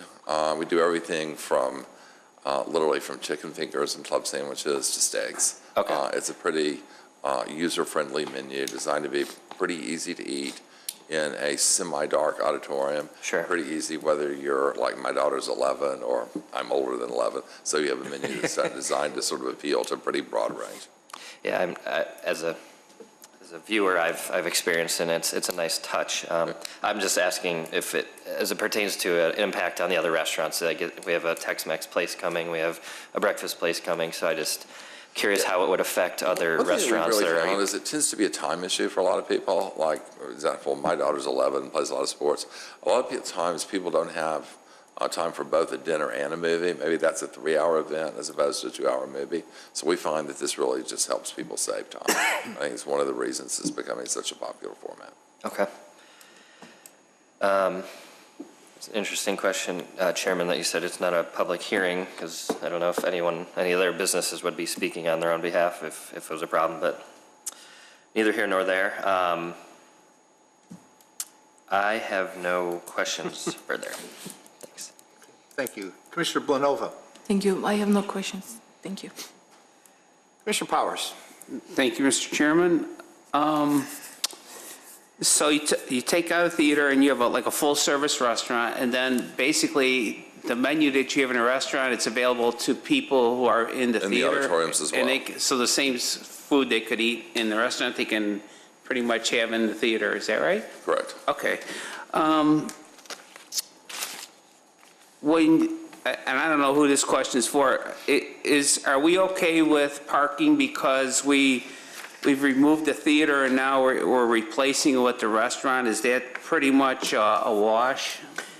Yes, so it's not a wash so much, but a redistribution of parking. Okay. A revised parking study was done to account for some of the more recent changes. The fast casuals that we have recently talked about, and then the change with CMX, and then the learning experience. And so that kind of redistributed from full retail to a mixture of uses that have different demands. So based on the revised parking study, the parking count actually has the parking demand for CMX based on seats has increased, but overall the town center parking has actually decreased due to that new mix of uses. Okay. So the total required for the town center was at 1,011 spaces. The total required now is 994. So you can see how that distribution was. What was being provided was 816. Now it's 803, and again that's based on just changes in the site as well. So that is in line with the balance that was previously discussed all the way through from the original shared parking study through today. Is that the total provided is still within the range that has always been the case from the beginning. Okay, thanks. Appreciate that.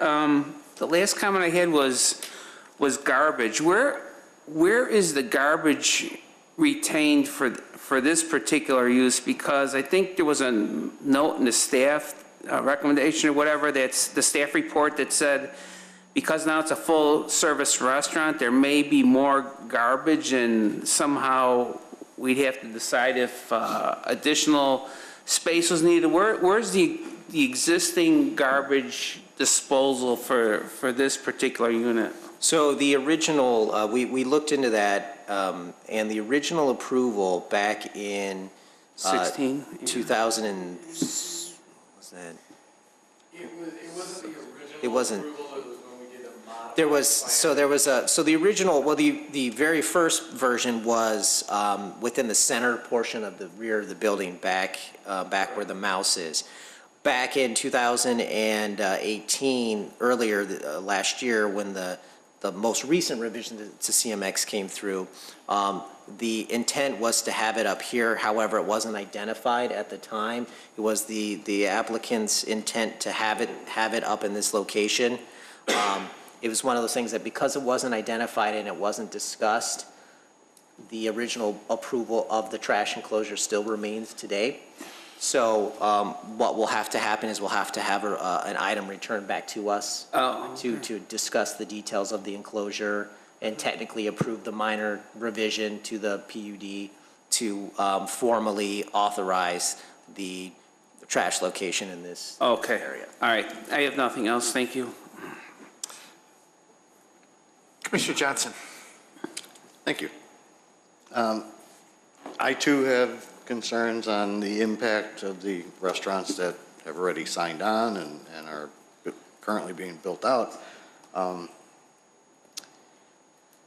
I guess competition is competition. If it makes you feel any better, we have not had any pushback from any of our tenants that feel threatened by. So they know about this? Yes. Okay. So just to get a better understanding of how this works, it appears that the kitchen's on one side and the dining area is on the other side of the main entryway going into the auditoriums. Is that right? So there's going to be traffic back. There's going to be a lot of traffic, yeah. And that's also how they're going to be delivering to the auditoriums. Correct. Down the hallway. And there's no just regular old concession stand where I can stop and get my popcorn on the way in? No, we think that it's actually a little bit easier for you to go, get to your seat, decide what you want, and have us bring it to you. I don't agree, but to each his own. I think that's all I had. Thanks. Commissioner Creech. Thank you, Mr. Chairman.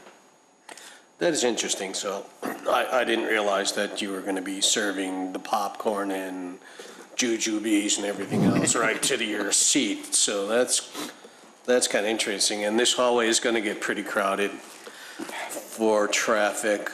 I know this is kind of odd, but this is quite a large restaurant and seating area and bar, and there's only 2 bathrooms. And there's only 1 facility in each bathroom, which, as a bar patron, I know that the bathrooms get busy. So I was just curious if that is that going to be enough for the restaurant and the bar owners, because it doesn't look like you can get to the other bathrooms unless you have a ticket to go to the theater. Yeah, look, I think we meet our seat code everywhere. We've never stopped someone from going to a bathroom. I mean, I think you'll find, like most businesses, we'll go out of our way to accommodate every customer.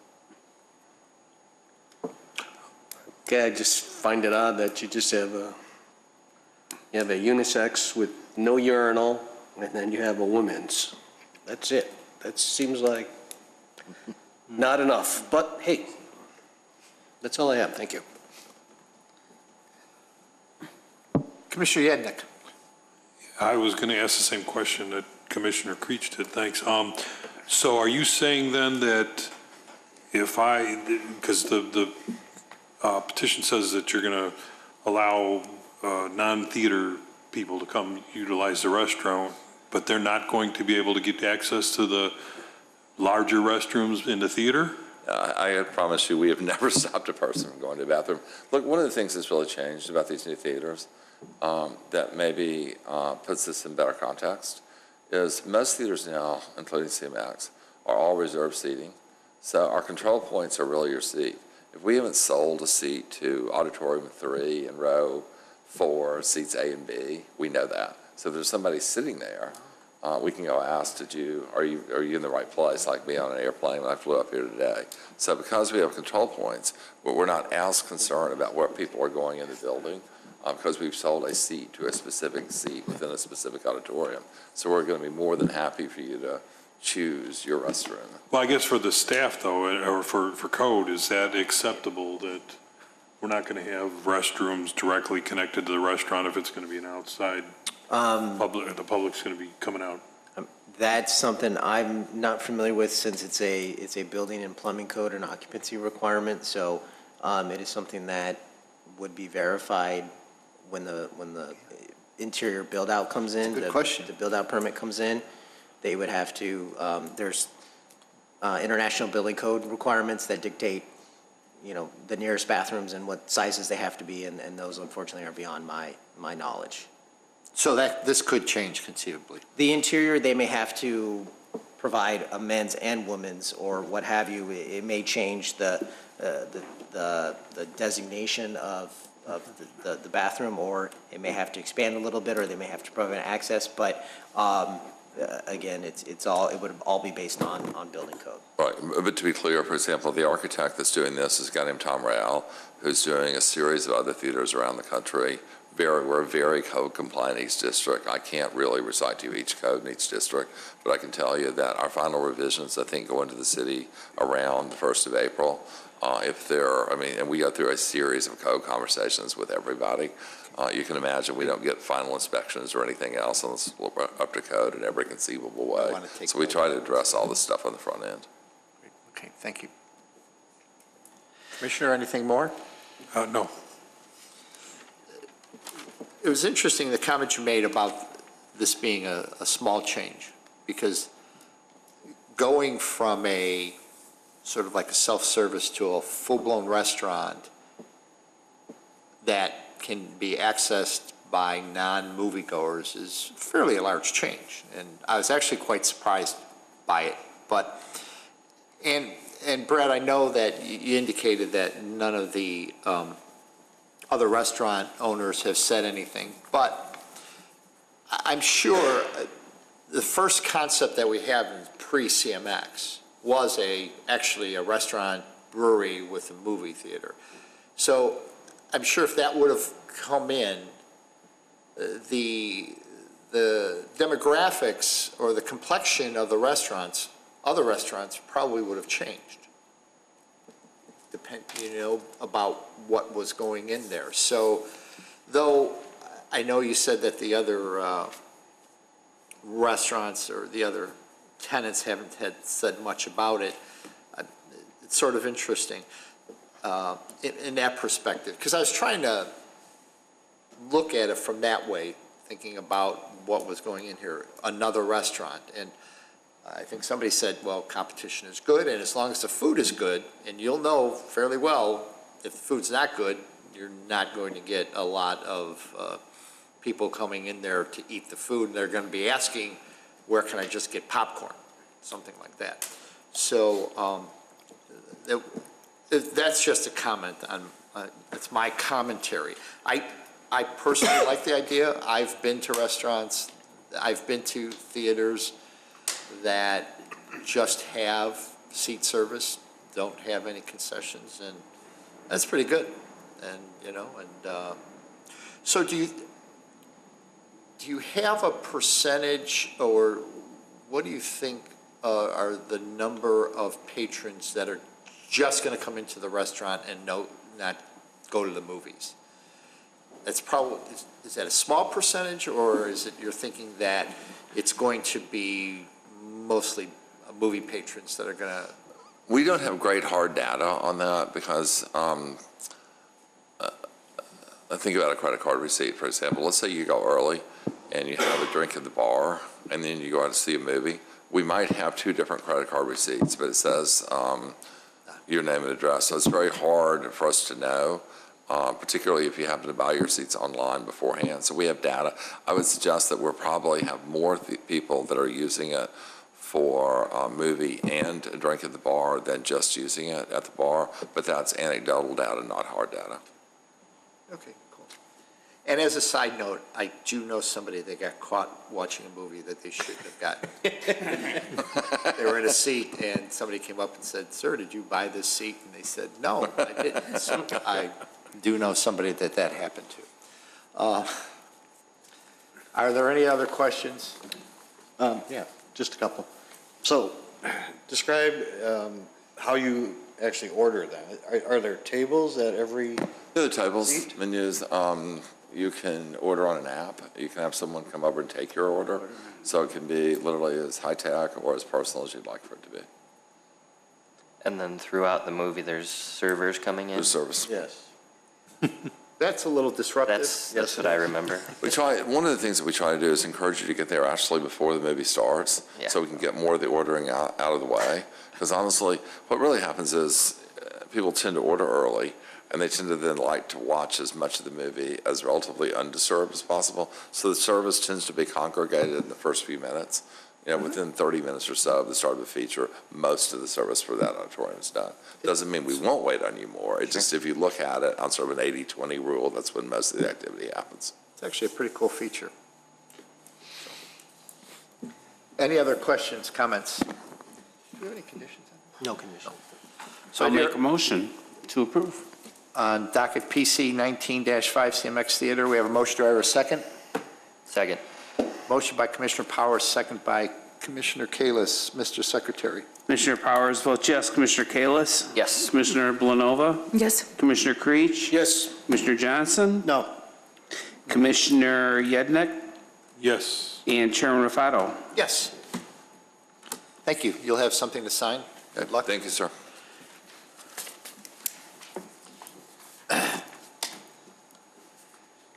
You can sign it. Doesn't matter. Do something here. I know you just wanted to come up here and say it. Mr. Shapiro, thank you for staying. Right, is that what I said? What I said earlier? I think I said. Yeah, right. I was like, I don't think it's right. Optimism for 8:30, but actual probably 8:45. Expect. It's Valentine's Day. Chocolate. Yeah. Champagne, don't forget the champagne. Keep it to yourself. All the traffic. Sign one and keep one. Sign both of them and keep one of them.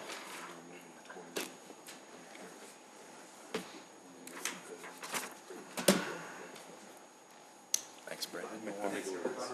Good night. Good night, Mr. Shapiro. Approval of minutes, January 24th, 2019. So moved. Second. All those in favor? Aye. Okay. Other business? Steve? No, Nothing? nothing from staff. That's for you, Steve. All right, Commissioner Blanova. Nothing, thank you. Mr. Kalis. Thank you. I was going to say this during the zoning, but I didn't know if it was appropriate, but some of the comments from the citizens were, can you have a heart, your opinion, lead with love, these things that as a citizen, I would love to do that, but I wanted to ask and maybe just clarify, our role as the Plan Commission is not to lead with opinions or heart. We are charged with the job of upholding zoning, rules, regulations, et cetera. So it's hard to draw the line between a desire of what we think should happen and upholding the rules that we're held by, right? Am I clear as our role as the Plan Commissioners? We are a body to recommend something to the trustees, and our job is to clear up the details and make sure everything is on point rules-wise, irrelevant of emotion, heart, feelings. And we want to be human, obviously, and we are citizens of Wheeling, obviously, as was questioned last meeting. But I just want to clarify for the record and for myself that our role is to uphold the rules of Wheeling. Yes, and that's actually why there are clear standards for rezonings and variations and special uses, so that you look at those standards and those need to be met in order Right. to So to approve those, and if, so it's more of a logical approach of, do you believe that the petitioner has met the standards? Correct. And if they're not met, then that would be a time to either add conditions so they get met, or to deny. But yeah, it is both, that's, the standards are there to make it as data-driven, logical as possible, and not necessarily just a feeling and opinion. You can't completely eliminate feelings. Correct. Though you have to go by the standards that have been presented. Correct. And do they meet those standards? And if they don't, then we can vote no. Okay.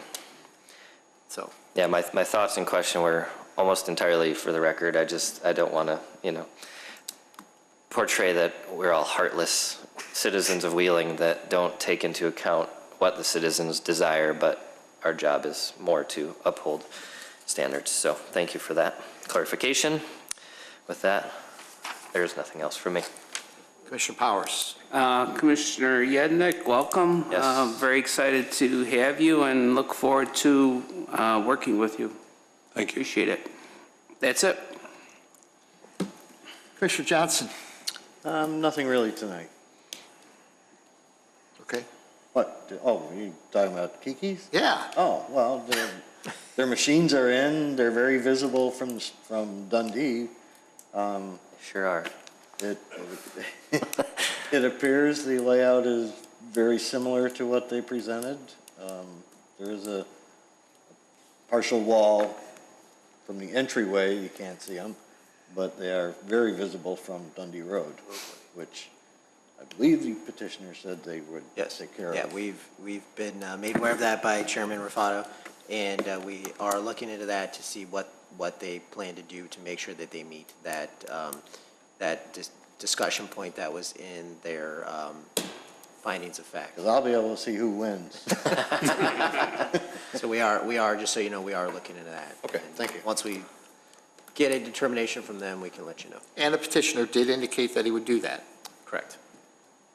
Okay, thank you. Commissioner Yednick. Just thank you for the welcome from everybody, and thanks for your patience as I blundered through my first meeting. It's quite all right. We're still doing that. We're all You learning. picked a good meeting to start. Yeah, this is one of the tougher ones. Right in the fire. My first meeting was the Westin. Ooh. Wow. Yeah. Commissioner Creech. I have nothing tonight. Thank you, Mr. Chairman. Ron? No, sir. Mr. Engineer? Kyle? Valerie, anything? Nothing. Motion to adjourn. Second. Third. All those in favor? Aye. Thank you. Figured. Start the momentum now. Yeah.